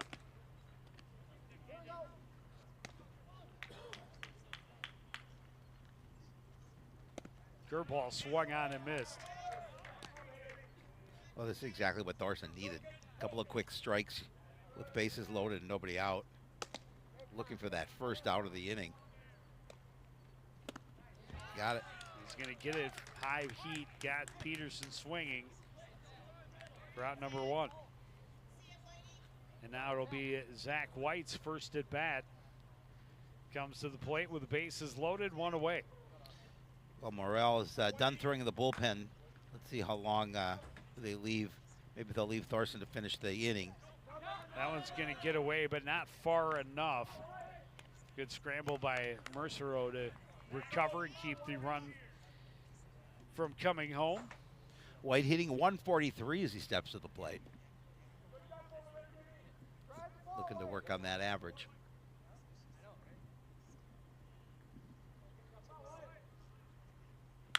This one hit really well to right center. Long run. It is going to one-hop the fence. This ball game is tied at least. They're going to push a 3rd run as Brenda is coming home. Sliding in safely at 3rd is White with a resounding base-clearing triple. Yeah, there's no doubt when that ball came off the bat that was gonna find the green. And nice hit. Now all of a sudden the Redbirds here in the bottom half of the fifth, up 7-6. He unloaded on that pitch. Not much Atkins could do other than retreat to the wall and pick it up and throw it back in. A good hustle by Brenda to come in and score that 7th run. But Coach Bright had no doubt about waving him home from the very start. Klapperick will take over on the bases. He's been the courtesy runner. He's made it on base every time the number 9 position has come up. Number 9. Number 9. Number 9. Justin Walters. Number 9. Looking for his first hit, has a couple of walks, and lined into a double play in the 2nd inning. Runner at 3rd, 1 out. His team already has 3 across. 2 hits in the inning, both for extra bases.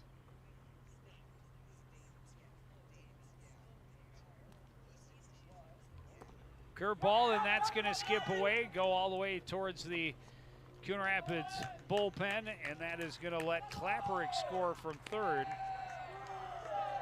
All of a sudden now Another wild pitch. And a 2-run cushion for the Redbirds. And again, just 1 away. And now a 3-1 count to Walters.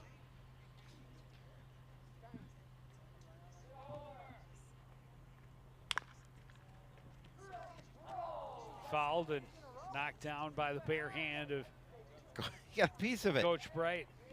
That's enough. It's enough work for me today. Just looking for the assist. Absolutely.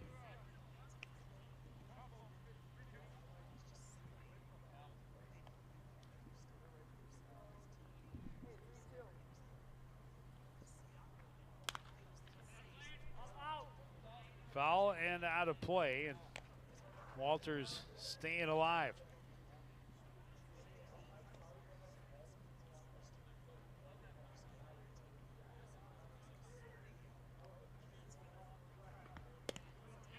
Curveball misses outside. 3rd walk of the inning for Thorson. And Coach Fleming was debating whether he's going to take a walk out to the mound, because we saw Morrill warm up earlier in the bullpen for the Hawks, but he's going to continue to leave him out there with 1 away. Tanner Stein will dig in. The runner is going. The throw is not in time. A stolen base for Walters. And I think Walters thought he was out because it looked like he was going to. Kent thought he was out for sure. Yeah. Walters thought, because it looked like he was going to go back to the dugout. We'll see it again here in the throw down. Pretty good throw. It's close. Yes, it looked like he was ready to go to the dugout. So another runner into scoring position. Tanner Stein takes a fastball on the inside edge that evens the count, 1-1. When we're here, we'll see another look at that as he's trying to get in there just underneath the tag. And oh yeah, yeah. It's a tough job for a solo umpire. Yeah. Can't just said what? It's not tennis. In tennis, that would have been an out. It would, because they're on the honor system.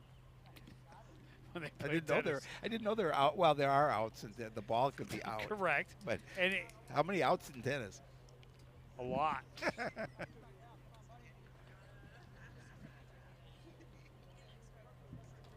The at-bat continues for Tanner Stein, a 1-2 count. Cal Thorson just trying to get out of the inning. They're going to try and steal 3rd, and the throw hit Stein, who didn't move, so it's not Oh, wait, they called him out. Except that, wow. You're entitled to stay in your position. To say that you deliberately moved. He did not. He didn't move at all. Yeah, that's okay. Yeah, well. Well, that's going to be a big second out. They needed it. Paulson's first at bat popped up out of play.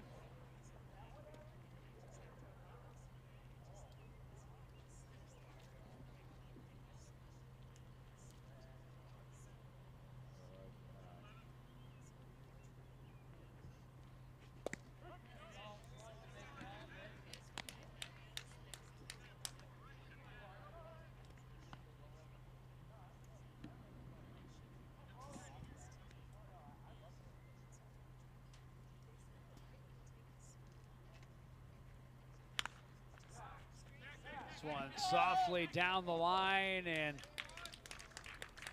Pukichar able to get over there and finally end this inning. 4 runs for the Redbirds, though. They lead 8-6 as we go to the 6th on CTN.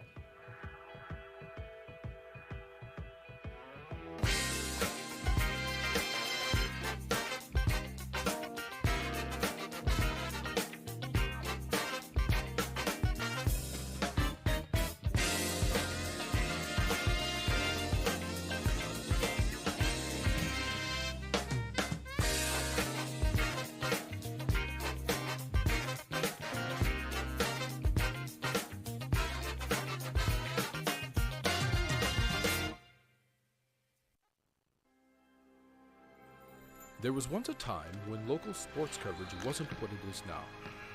A dark age filled with handycams and Polaroids and angry crowds. Then 2 noble souls stood and proclaimed aloud that they'd give the people high-quality sports no matter how. So sports nights they became. Delivering stats and highlights was their vow. And sports nights they remain. Watch them weekly on CTN Now. Joe Lewis continues, and now he's potentially a game-winning pitcher. Yeah. After getting the save last night. Oh, we got a little ways to go. It's just top of the 6th. It is However, a bizarre ball game so far. Anything can happen. Coon Rapids with 4 runs on just 2 hits in the bottom half of the 5th inning. Both hits were extra bases, a double and a triple. Had 3 walks in there as well.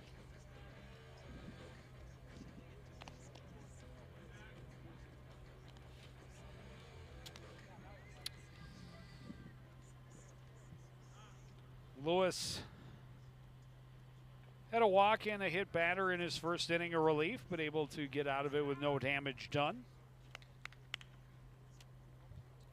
And with the 4 runs from the home team in the bottom of the 5th, they have an 8-6 lead. Top of the order, and a bunt beautifully laid down the third base line. No chance for Torgerson. Was hoping that would go foul, but it'll be an infield single on the bunt for Dominic Atkins on the first pitch of the inning. Yeah, that's all you can ask for in that situation, is that if you're in the field, if the ball goes foul, because that was a picture-perfect bunt by Atkins. As you mentioned, no opportunity for any Redbird player to get him. No, they were, he's a normal depth. He was behind the bag, if not, he was even with the bag at third at best. So by the time that turned into a bunt, here's one just over his head down the line, but fortunately for the Redbirds, it was foul. As Atkins was he's already to third. He was ready to run all the way around on that.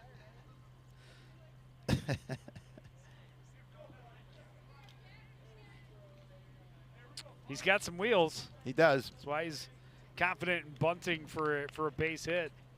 And now, Torgerson standing toes on the grass and leaves him susceptible to that little bloop hit over. But you've got to beware the bunt from Pukichar, able to trying to push that runner ahead. Not anymore, as it's 2 strikes. Torgerson will back up even with the bag, and it's 0-2. This one fouled back and out of play.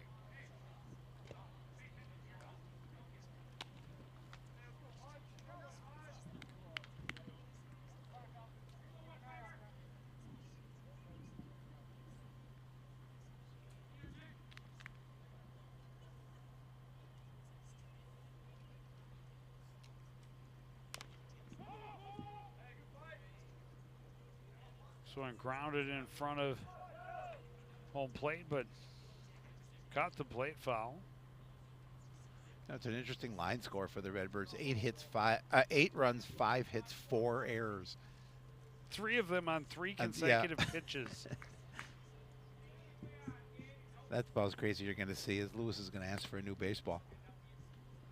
Well, he's throwing nothing but strikes to Punkachar so far. It remains 0-2. Couple of 2-strike fouls.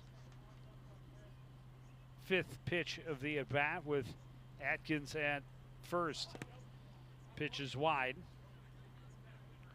but he's got some room to play.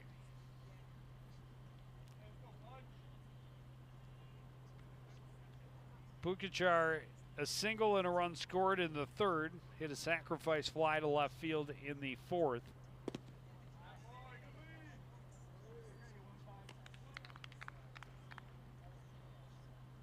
So the slider diving down and away, and it's an even count.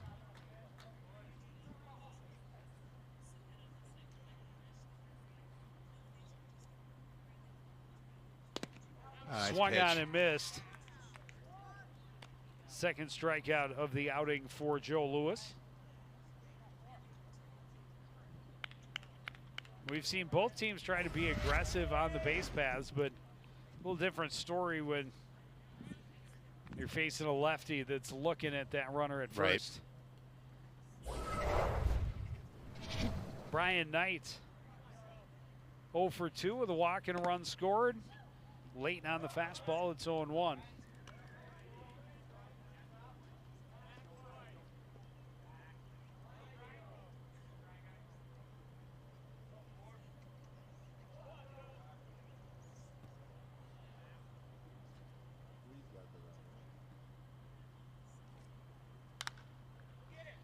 Foul and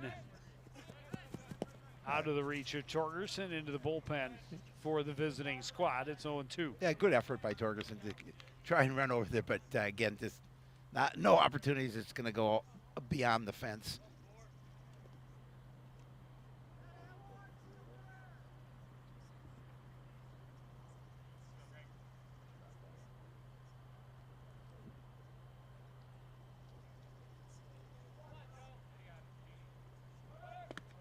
Runner bluffed, and White will take a look down, but just return it to the pitcher. Pitch missed down and in, 1-2.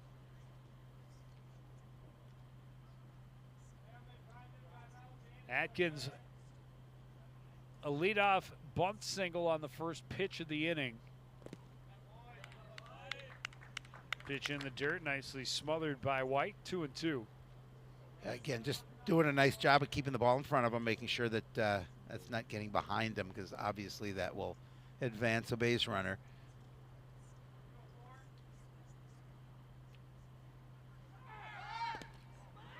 That one's going to skip away from White all the way to the backstop. Hustling for third now is Atkins, and he will be there ahead of the throw.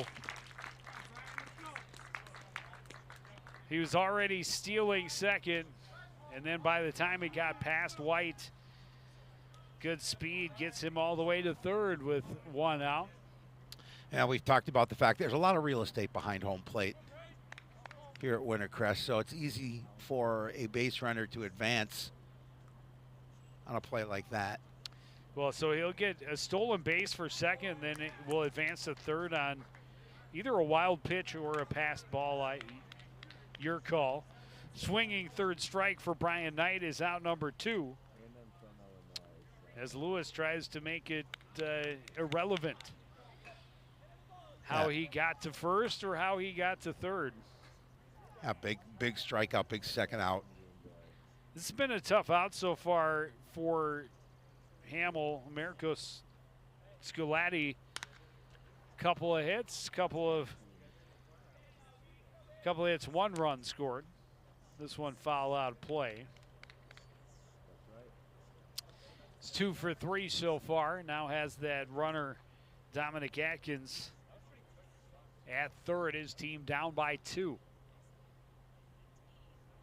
They led this game 6-2. He's trying to come home. He's in there with a stolen base. He stole home. Wow. You got to give him credit. That's snapping. They could keep a close eye on him at first with the left-handed pitcher, but not used to checking the runner at home. And wow, what the look of the gutsy move. But yeah, he was almost to the plate when the ball got there, and then little trouble scooping it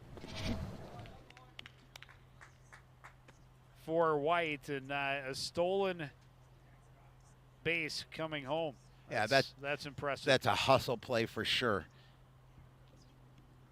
Makes it back to a one-run game. This one hit well down the field to left and off the base of the fence. Rounding first, digging for second is Scolati. He'll stay there standing with a 2-out double. Yeah, as you mentioned, just a really nice night at the plate for Scolati. I think we're gonna have a pitching change. I think Stein is gonna come in and pitch for the Redbirds, Joe. They're gonna move Walters over to center.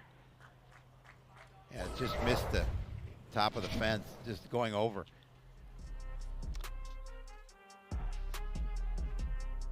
And just like that, Coon Rapids took the lead back, and now Hamel has the tying run in scoring position with 2 outs here in the top of the 6th. We'll take a break as they change pitchers. More Town Ball after this on CTN.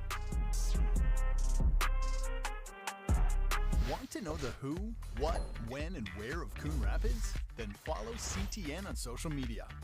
It's that simple. Whether it's Facebook, Twitter, or Instagram, keep up with local news, sports, and events. And the people who make our community such a great place to live.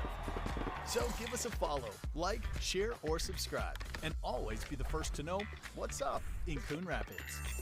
That's CTN, helping you stay connected.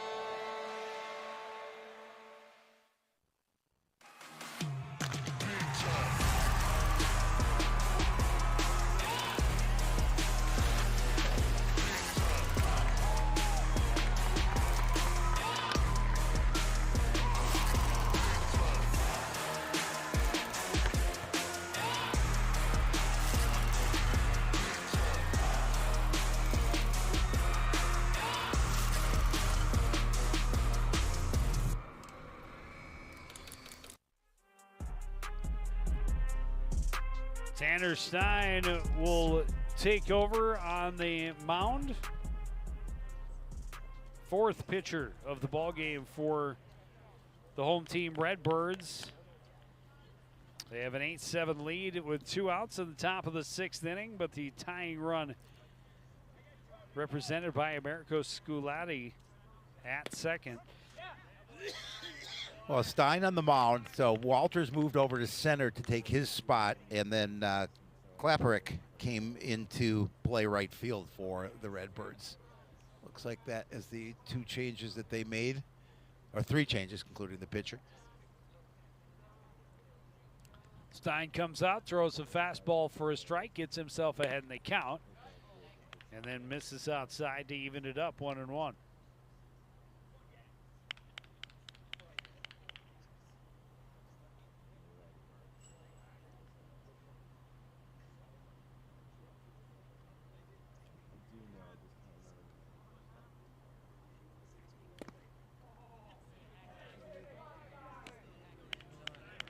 Lewin got a piece of that, but it ends up in White's glove, and Stein ahead in the count 1-2.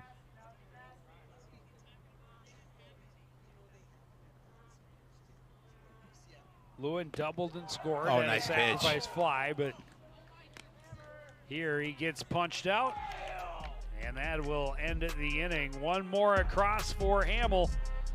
Coon Rapids at the dish with a 8-7 lead in the bottom of the 6th after this. As you know, CTN's on YouTube, and we're on in a big way. We have thousands of videos online to help you stay connected to Coon Rapids on any device, at home, or on the go. And it's because of your faithful viewership that we can celebrate 10,000 subscribers to the CTN YouTube page. Thank you for your support as we continue to keep you connected.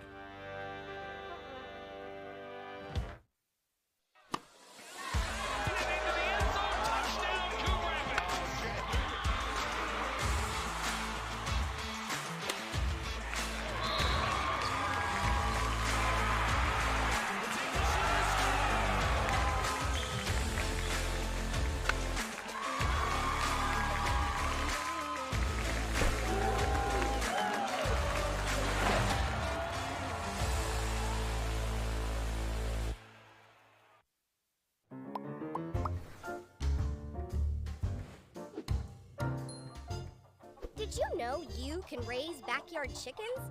But a permit is required, and there's a limit of 4 female chickens per property. No roosters.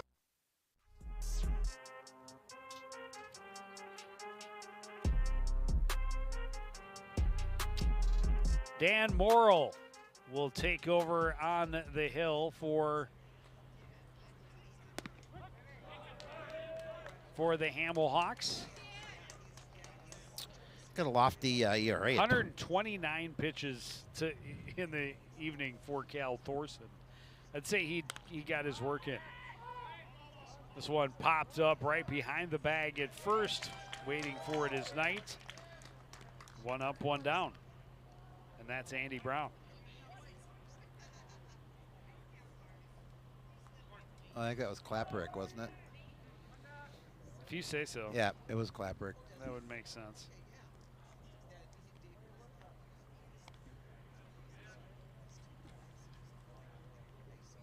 Hayden Torgerson started the big rally inning with a resounding double down the line. Only to be outdone later by Zach White's thunderous triple to right center. 2 hits in that inning. Both were big shots, and then they had 3 walks and scored 4 runs. Quickly, it's 3-0 to Torgerson. Morrill has a ERA of 22.5. That's going to walk Torgerson. Yeah, that's something he'd like to get back under control a little I would more. I would think. Anything over about 17, 18, you start to think maybe I should do something about this. Well, Red Ribbons would like to at least get that 1 run back here in the bottom half of the 6th. Mark Manders, couple of walks, 1 run scored. That one in the dirt, knocked down by Mercero, but he can only track it so quickly, and Torgerson will go over to second on another wild pitch.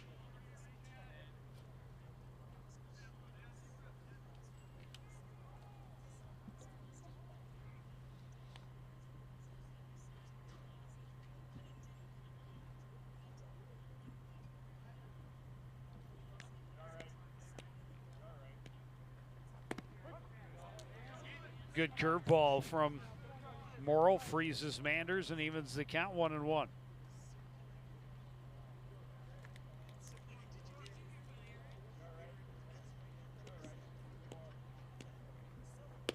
Another curveball and another strike gets Morrill ahead in the count.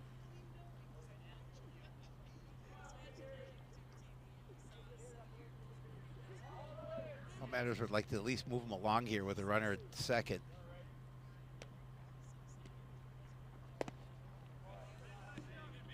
Down and in.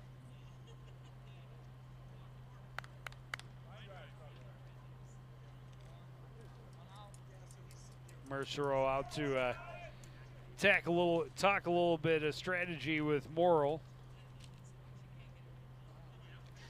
Yeah, actually, it's Harrison Broughton. Oh, it is. Broughton.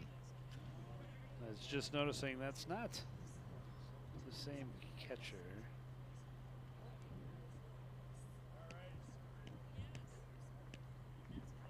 It's a big sweeping curveball, but Mander's not tempted at all. It's a full count.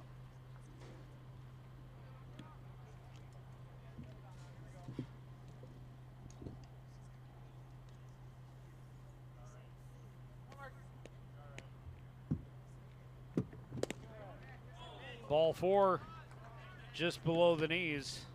Third walk of the night for Mark Manders.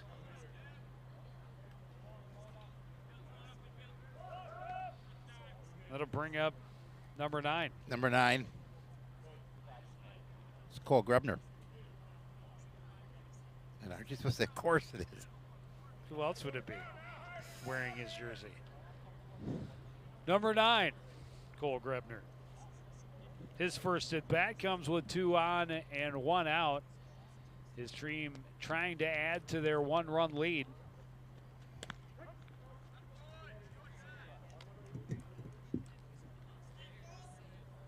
That bender bending just right for Dan Morrill so far. It gets him a strike and ahead in the count 0-1.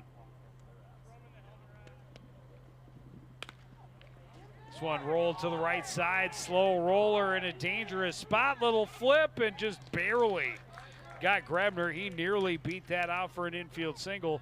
Instead it turns into a swinging sack. Yeah, and a big second out for the Hawks is able to close play at the bag. It was very close. Yeah. I mean, that pitch, the hit just died in the infield.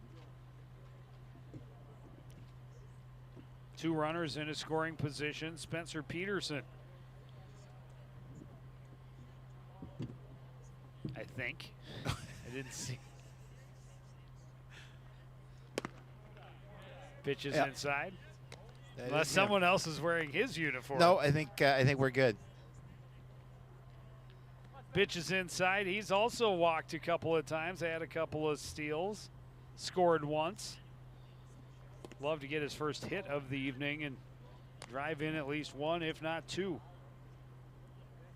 Ducks on the pond, as they say. Yeah. As the saying goes, across the pond. But quickly a 2-0 count. And now, no, called a strike. Yep. Thought it was going to be 3-0, but I think the Redbird dugout thought it was 3-0 as well. Unless they were saying good eye for taking a strike. Or maybe it was good day. This one skied and will get out of play. Look at Shapiro on his horse and just off the outside edge of putting another dent in Coach Lindstrom's vehicle. Well, yeah, and it was close because it hit the tree and kind of moved it away from the vehicle, but it was heading right for the top. Fortunately, the tree saved the dent.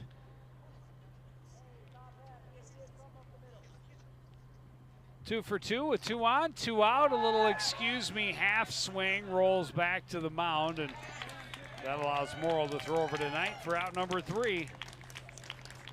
We go to the 7th. It's the Redbirds 8, the Hawks 7. You're watching Town Ball on CTN.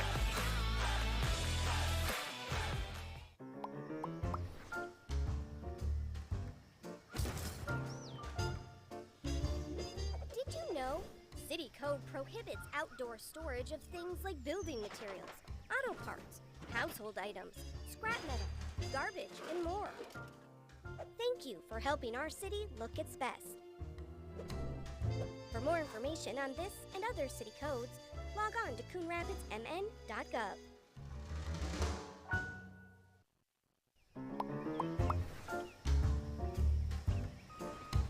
Did you know properties are required to have garbage and recycling service with a licensed hauler? On collection day, place your carts 2 feet behind the curb. Collection containers should not be placed in the street. And don't forget, containers are not allowed at the curb on non-collection days. For more information on this and other city codes, log on to coonrapidsmn.gov.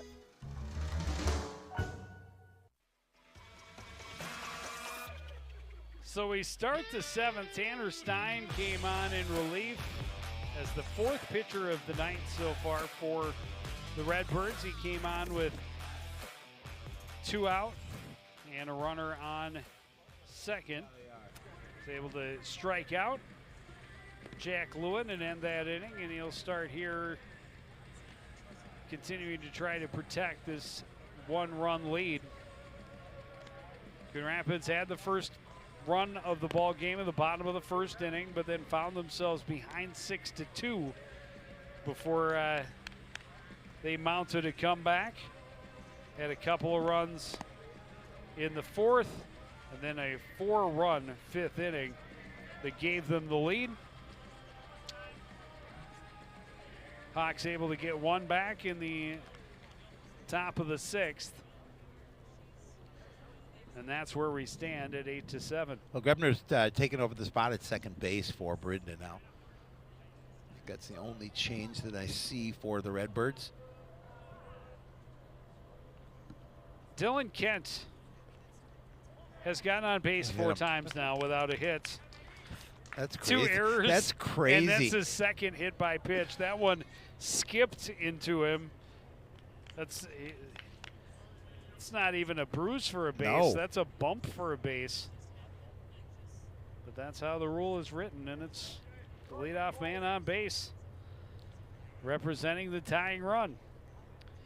And here's Michael Jacobs. Takes a pitch outside.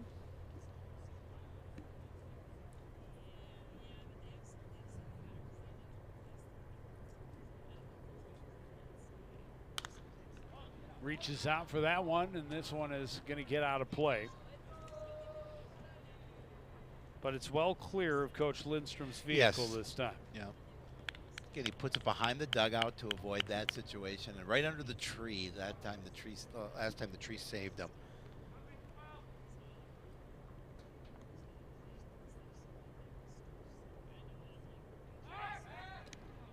Ooh, close play. Check the runner, but Kent is back in time.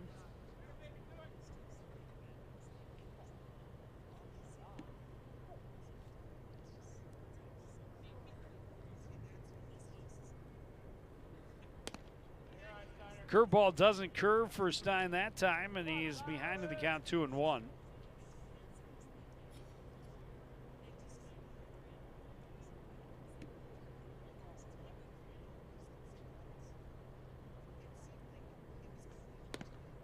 Another curveball that doesn't break, and it's 3-1.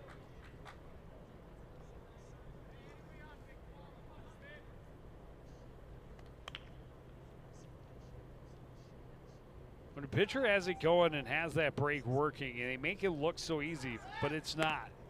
Runner is going, pitch is up and outside. It's ball 4 anyway. Yep. Now you get the practice throw down.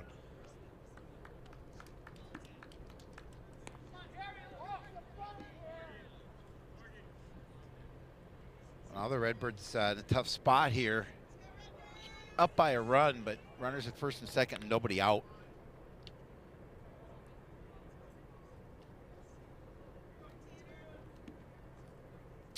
And now Boughton, who came in, replaced Metzero behind the plate, has his first at bat. And also looking for his first base hit of the season.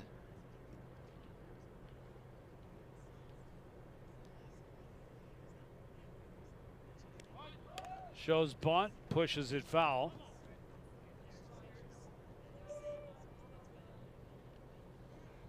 Yeah, definitely a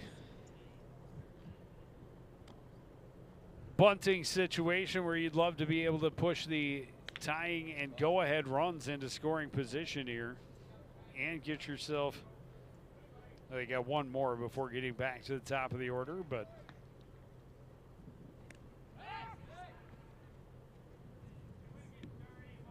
Stein turns and chases Kent back to the bag at second.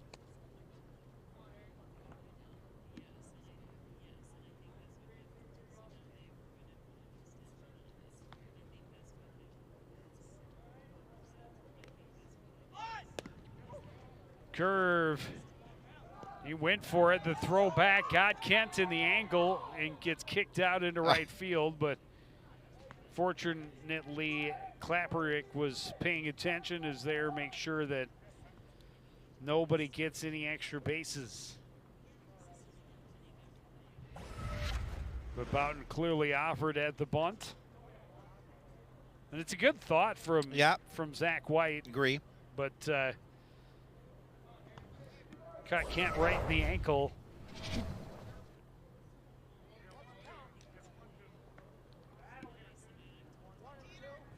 They just check on Kent, make sure he's okay.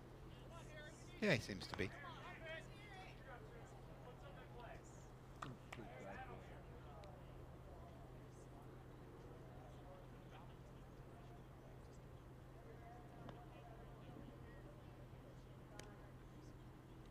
Stein, a 1-2 pitch, stays high and evens the count.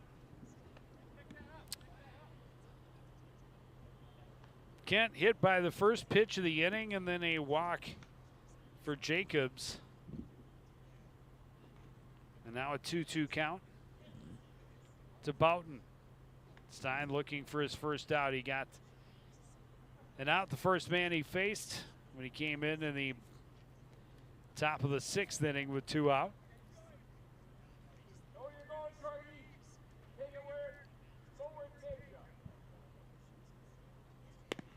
Curveball is outside and a full count.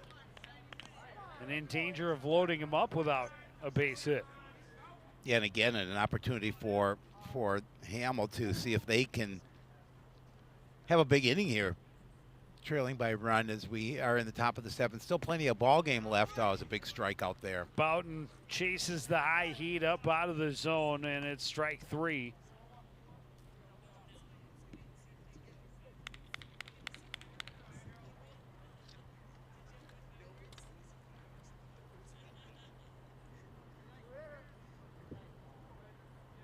Andrew Klebeck getting his first AB.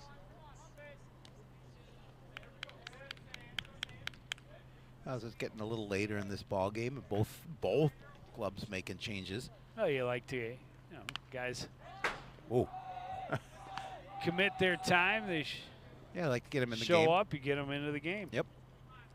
That one was fouled hard off the front of the visiting dugout.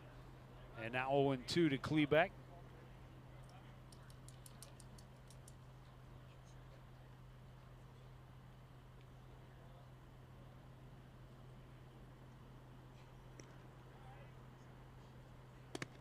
Nice and pitch. That is a called third strike, a big second out. Back-to-back strikeouts. I mean, that's a huge second out. I don't think Klebeck agreed. For the Redbirds. Back to the top of the order, Dominic Atkins. A walk and a run scored in the 4th, a bunt single and a run scored in the 6th. Now with 2 on, 2 out.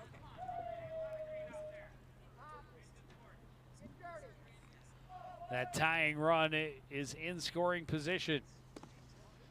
Curveball stays up and in, 2-0.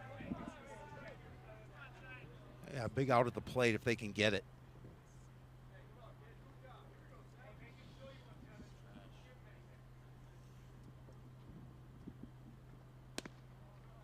Ooh. Fastball misses outside. 3-0. In danger of loading the bases.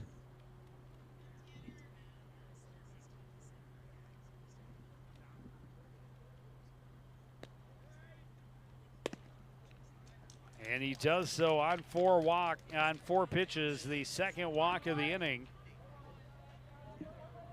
For Tanner Stein, the bases are loaded with 2 away.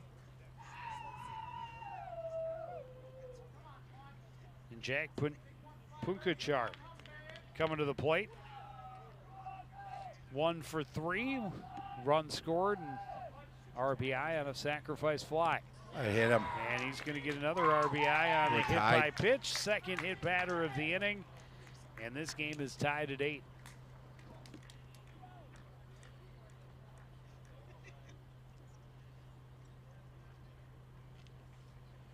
Certainly not not intentional. Yeah, he's grimacing a little bit. That's gotta sting a little.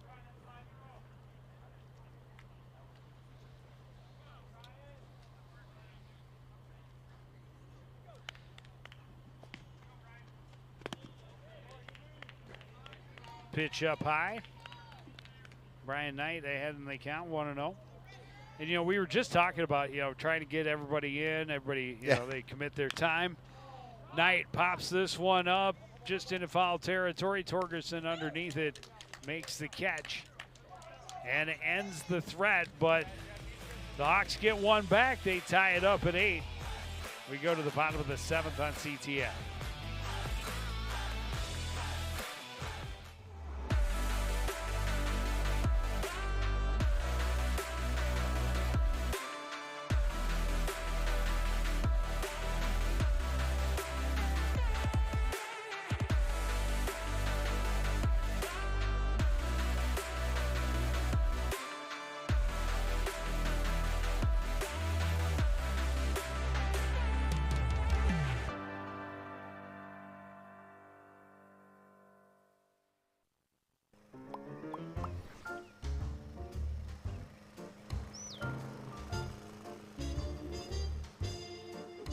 Did you know Coon Rapids has a city code regulating the height of your grass? Grass and weeds must be kept under 8 inches high. Thank you for helping our city look its best. For more information on this and other city codes, log on to coonrapidsmn.gov.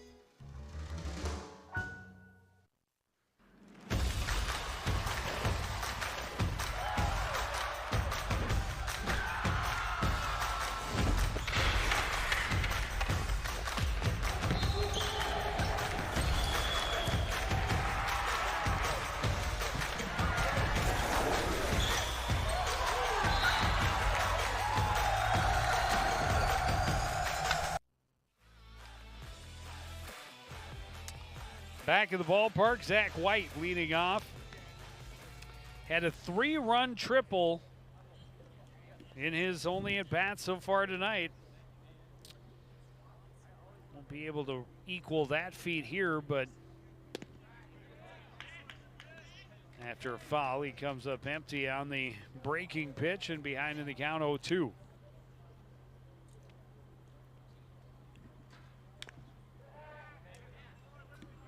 Out in front of the speed pitch a little bit, but got enough to stay alive. Redbirds have had their number 9 spot get on base and score all 3 times through the order. Well, they'd like to continue that trend here. Because all of a sudden they had that lead. They had a 2-run. It's the only spot in the batting order that they have had multiple points or multiple runs scored. Is their number 9 spot. Number 9. Number 9. After falling behind 0-2, a couple of 2-strike pitches or 2-strike fouls to stay alive for Zach White. And that one off his hand will be, no, it was in play. It was a fair ball and it's a ground out. For out number 1. Thought maybe he had fouled it off of himself. I thought so as well. Back to the top of the order, Justin Walters has reached base 3 of the 4 times. He's got 4 stolen bases, 3 walks, 4 stolen bases, just 1 run scored. And he also lined into a double play. Quickly behind in the count 0-1, but now up and in, evens it up.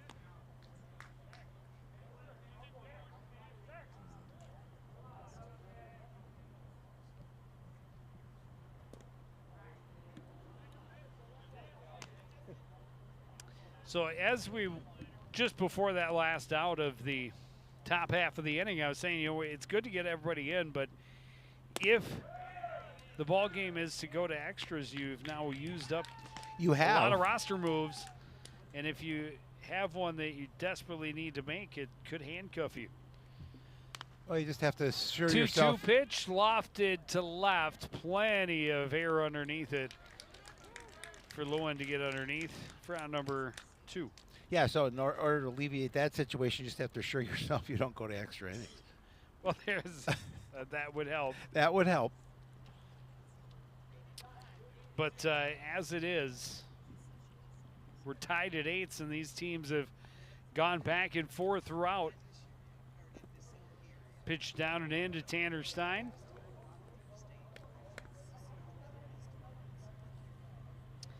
Stein called out for obstruction or interference. This one hit well down the line. Punkachar, great backhanded stab, the throw across in time. And the Redbirds are done at 1-2-3 in the bottom of the 7th. We go to the 8th. Coon Rapids 8, Hamel 8 on CTN.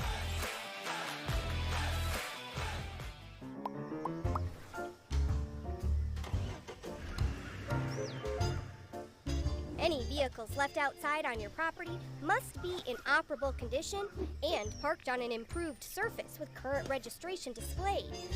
And repairing or dismantling vehicles outside is a violation of city code. For more information on this and other city codes, log on to coonrapidsmn.gov.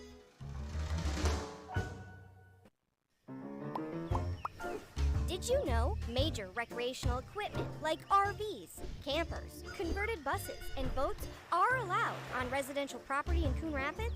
But you are limited to 2 items that must be registered and operable.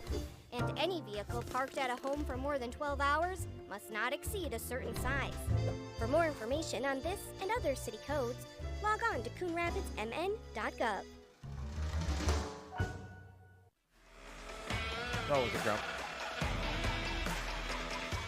Jackson Bates wears number 5, and tonight he is pitcher number 5 for the Redbirds. He comes in a tie ball game to start the 8th inning. Middle of the order. 4, 5, 6 hitters due up for the Hamel Hawks. Coon Rapids led the game 1-0. Trailed by as much as 6-2. Came back to take an 8-6 lead, but the last 2 runs have gone to Hamel as they have clawed their way right back into it. They certainly have. And evened it up going to the 8th.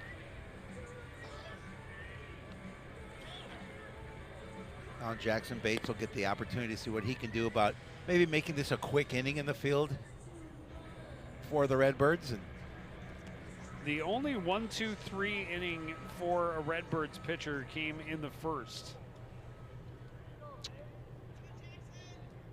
Sure, we're able to get 3 ground ball out. No, 2 pop up, 1 pop up and 2 ground balls.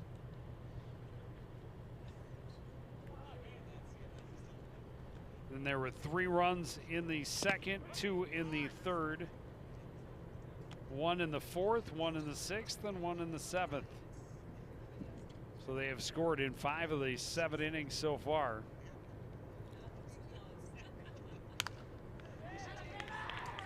This one right back through the box on an 0-1 pitch. Is that his 4th? Galatti's got his 4th hit of the ball game. 4 hits tonight. That's impressive.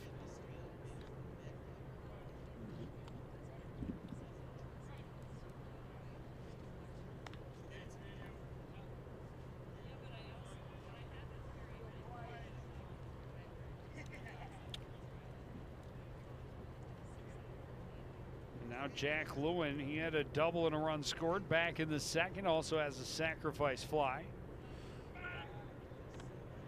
Galatti came in without a hit.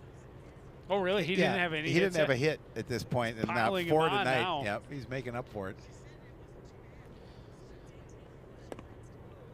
He and his teammates have only been able to make it all the way around once. He's been on all 4 times he's been on 4 times out of 5 at bats. 4 for 5, 4 hits, has 1 double. He's only scored the 1 time. Big hack from Jack Lewin.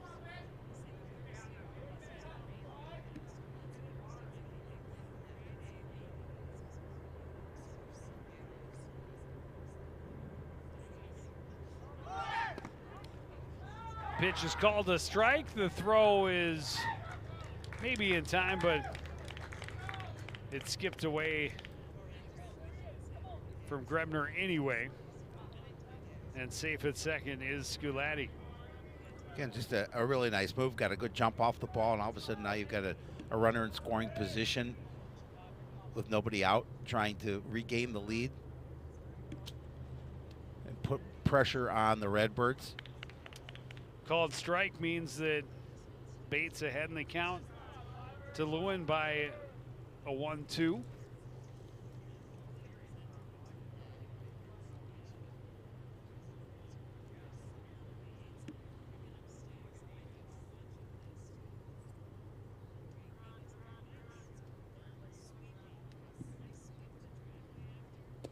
Beauty of a curve. Called for strike 3, and Lewin can't believe it. Not sure if he's upset that it was called a strike or that he didn't take a swing, because he completely buckled, and that was a beauty, right? Yep. Broken just the right spot, was right there. You know, I think he was more frustrated that it was called a strike. Kent has made his way on base 4 times, but has yet to have a hit. 2 errors and 2 hit by pitch. Okay, obviously he'll take any opportunity to get on base. Doesn't matter how it happens. And he has come around to score twice, including the last one, the one that tied the ball game. First time he scored, it made it a 3-1 lead back in the second. Say he held up on that one. I thought he went around.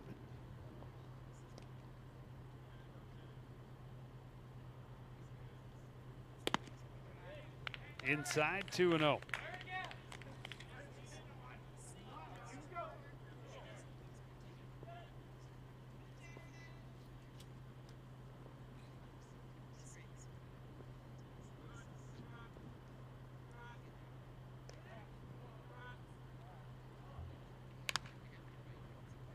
Pop up to third, backing up is Torgerson. He makes the catch, and there's 2 down. Yeah, big second out for the Redbirds in the field. An opportunity to try and get out of this inning unscathed without allowing the Hawks to take the lead. Well, it's the first time that Dylan Kent has been retired. Yeah, first for everything. Michael Jacobs, the DH, has been on base 3 of the 4 times. Double, reached on an error, and a walk. He has not scored. That one skips away from White, and good heads-up base running from Sculatti to scurry over to third base.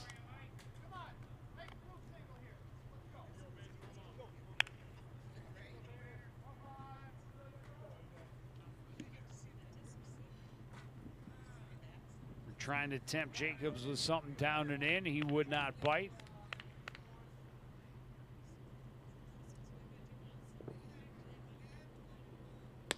Fastball swung on and missed. 1-1. Yeah, pitch he threw by him up a little bit in the zone, but he turned on it.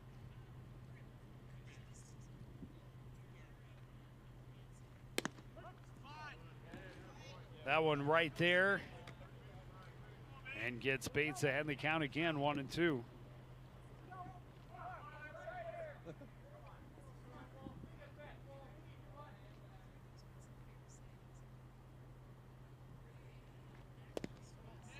Curveball, and Jacobs started to think about it and then thought better. Yeah, exactly. Of it and kept the bat on his shoulder. 2-2.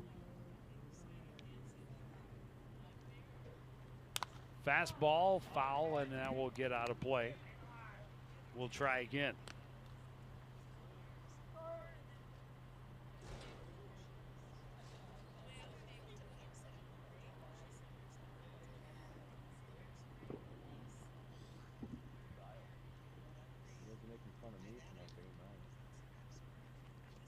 Curveball in for a strike. Second strikeout of the inning for Jackson Bates. It's a scoreless one for the Hawks. We're tied at 8 in the middle of the 8th on CTN.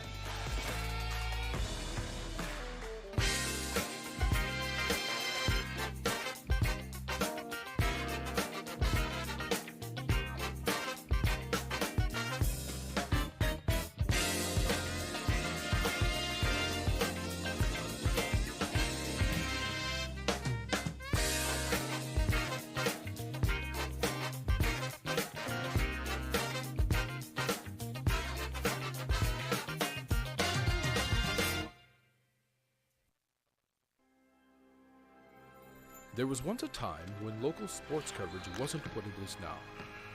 A dark age filled with handycams and Polaroids and angry crowds.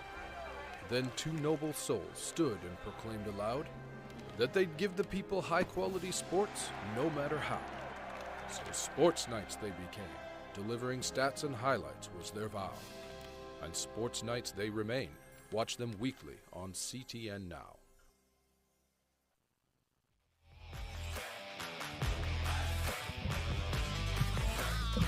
The bugs are definitely out at Winter Crest.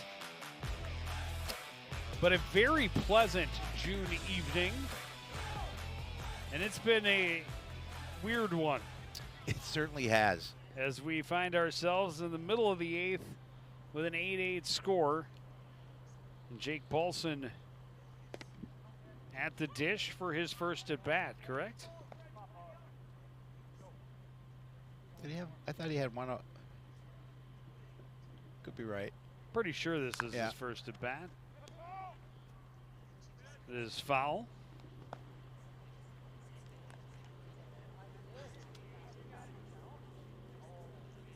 Coach Lindstrom was looking back at the Hamel dugout, seeing if somebody was going to chase that foul ball down and left, but nobody helped him out, so he's going to take the jaunt himself. It's good for him. It helps him stay young. Exactly. It's exercise. There he is.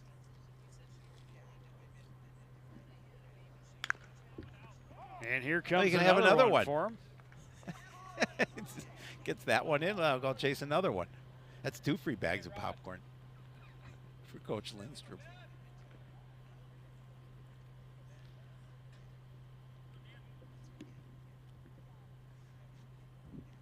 One-two count to Paulson. This one fouled back out of play.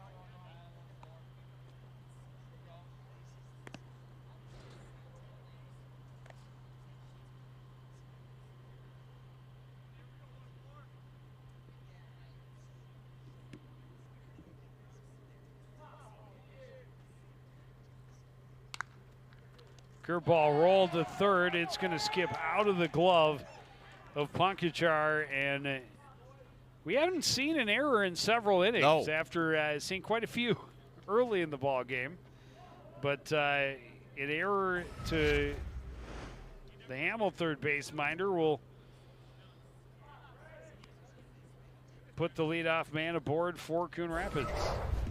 Exactly the way the Redbirds wanted to start this inning, get that leadoff runner on, and as we're here in the bottom half of the 8th. Oh, they would love to. Oh, if they could score a run here. Get a run so that they could try and close it out.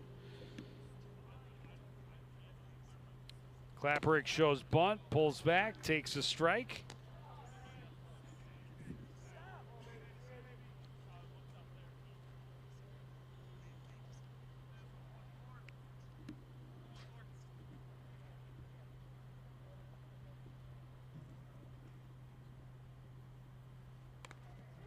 Drops down a good one. Morrill will scoop it up and accept the sacrifice that puts Paulson into scoring position.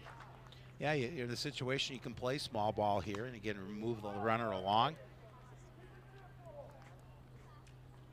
Well, now you got to bring him across, Joe. Nice bunt for Klapperick, and Paulson got over safely. And here's Hayden Torgerson. Had the big double to start the rally in the 5th inning. would end up scoring one of the 4 runs in that inning that helped Coon Rapids take the lead at the time. Walked and was left stranded at third in the 4th, or in the 6th rather. Now here he is with the tying run and scoring position, 1 out in the 8th.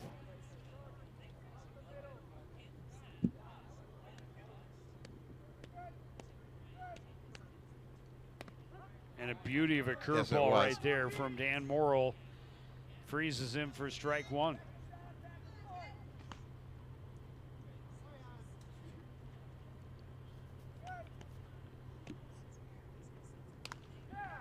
This one blooped into right field, but deep enough that Scalati can get there for out number 2. I thought that might be a little bit shorter, and being that difficult no man's land. I did as well. I thought it was going to find the green, but unfortunately for the Redbirds, it did not. It stayed up, and that all-important second out in the field for Hamel. Now Mark Manders, he's walked 3 times tonight, scored once. Runner at second with 2 away, takes a pitch up and in.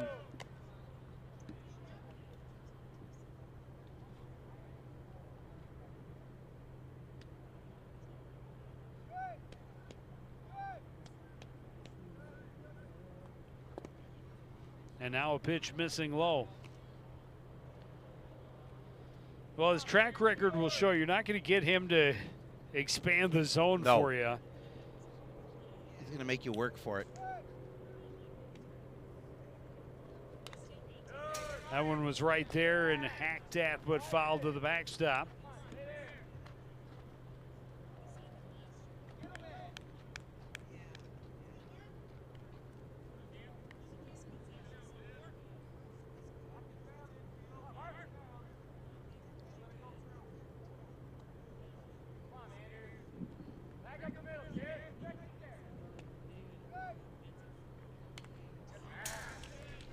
Curveball, but Manders spins it foul, 2-2.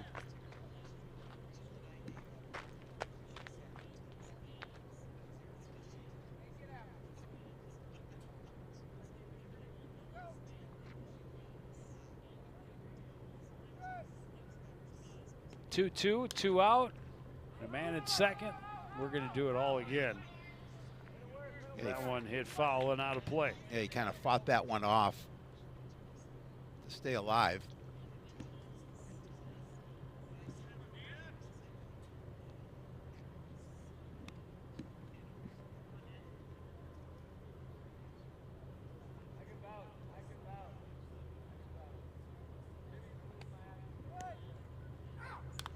This one fouled back and out of play.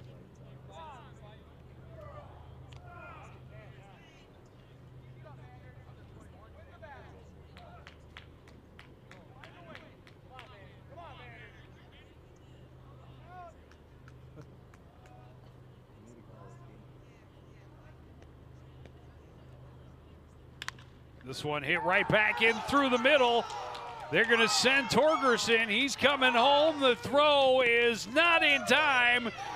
Manders slides in safely at second. Paulson slides in safely at home. A huge RBI double for Mark Manders. Puts the Redbirds in front in the bottom of the 8th. Yeah, that big hit coming there for Manders as he's able to give the Redbirds that lead. And as you talked about, hoping to see if they can close it out in the top of the 9th, but they're hopefully not done here. They'd like to get a couple of runs with a runner in scoring position and put a little distance between themselves and the Hawks. Right back through the middle, RBI single. He advances on the throw. Paulson hustling home to give the Redbirds a lead. This one fouled back and will get out of play for Cole Grebner, number 9. Number 9. A huge base knock. You said that was the first of the year for Manders? Yep. Big time for it. Yeah, that could have been bigger. Bottom of the 8th.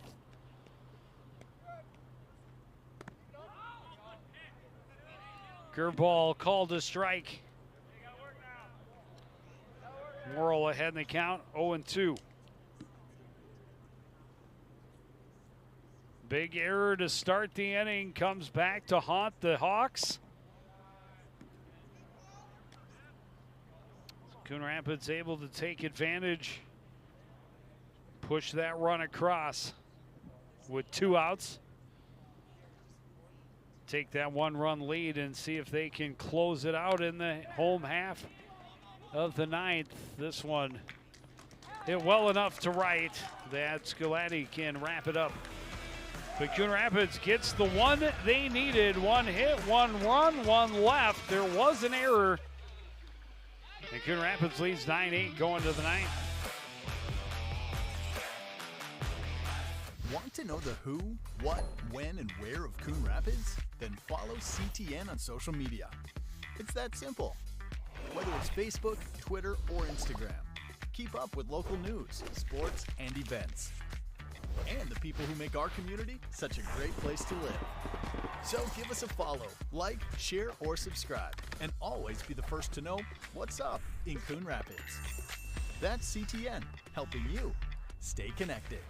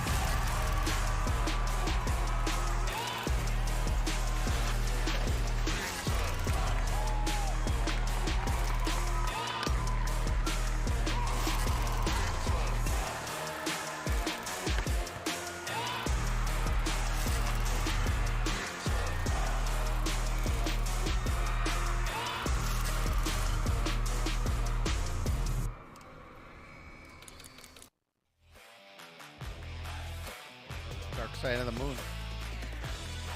There is no dark side of the moon, really. No, in It's reality. all dark. Yeah. As the line goes. Yep. So Coon Rapids, with a 2-out single by Mark Manders, able to drive in the go-ahead run and get a 9-8 lead into the 9th. Jackson Bates came on and pitched the 8th, now trying to get the win with a couple of innings. About in second at bat, he was struck out his one time up so far. And again, Bates, the 5th pitcher of the inning. This has definitely been a committee effort from the Redbird pitching staff. Steve Schroer started and pitched the first 2 innings. Then it was Andy Brown for a couple, Joe Lewis for a couple, Tanner Stein, and now Jackson Bates. This one hits sky high to short left. A late adjustment by Peterson, but he's able to make the catch. Oh, that's it's Xander Parr. Yep, Xander Parr is in 10. Number 10. Number 10. Number 10. He's in 10. He's in. He's Number 10. Number 10. And he makes the catch for out number 1.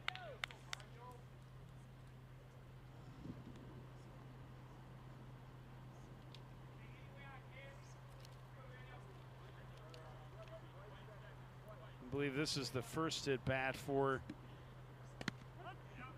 Jake Vanyo. Jake Vanyo. Vanyo or Vanyo.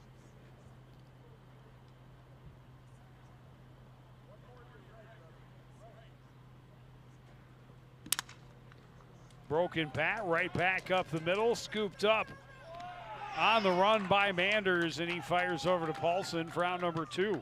Did a nice job of getting that. I wasn't sure he was going to record the out, but a good job by Manders to hustle that throw and make a nice play. Covered a lot of ground and got the out. That one clearly snapped the bat. A sick sound for most ball players, but pitchers love it. Yes, they do.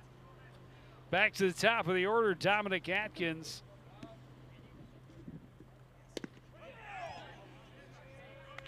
Looks at a nasty curveball for a strike. He's 1 for 3 with a bunt single, 2 walks, 2 runs scored, handful of stolen bases, including stealing home, that at the time cut this to an 8-7 lead for Coon Rapids. Bates freezes him again, and now the Hawks down to their final strike. Atkins able to get a piece of that and keep himself and his team alive here in the top of the 9th inning.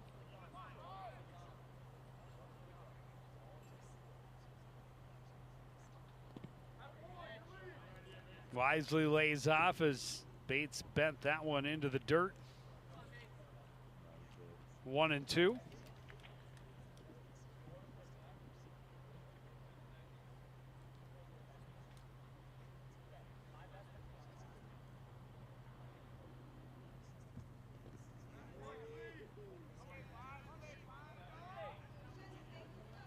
Fastball spiked into the ground a little early. It's 2-2. And not that it mattered, but a nice job by White keeping that ball in front of him. There are no runners on base, quite obviously, but just a nice job keeping that ball in front of him. That should be it. Yep. That one is swung on and missed as Atkins could not hold off. And the only 1, 2, 3 innings for the Redbirds pitchers come in the 1st and the 9th. That's a great way to close it out, Joe. And a nice win for the Redbirds as, the Hawks jumped out to that lead. And, Coon Rapids did a really good job just staying with it and eventually getting that lead back and then relinquishing it and then getting that 1 run in the bottom half of the 8th that proved to be the winner. Yeah, a very eventful contest to be certain, and Coon Rapids for the 2nd night in a row come away with a 1-run win. The final, again, Coon Rapids 9 and Hamel 8. I want to thank everybody out there for joining us and continuing to support everything we do here at CTN. For the entire crew, including Howie Shapiro, I'm Joe Young saying goodnight.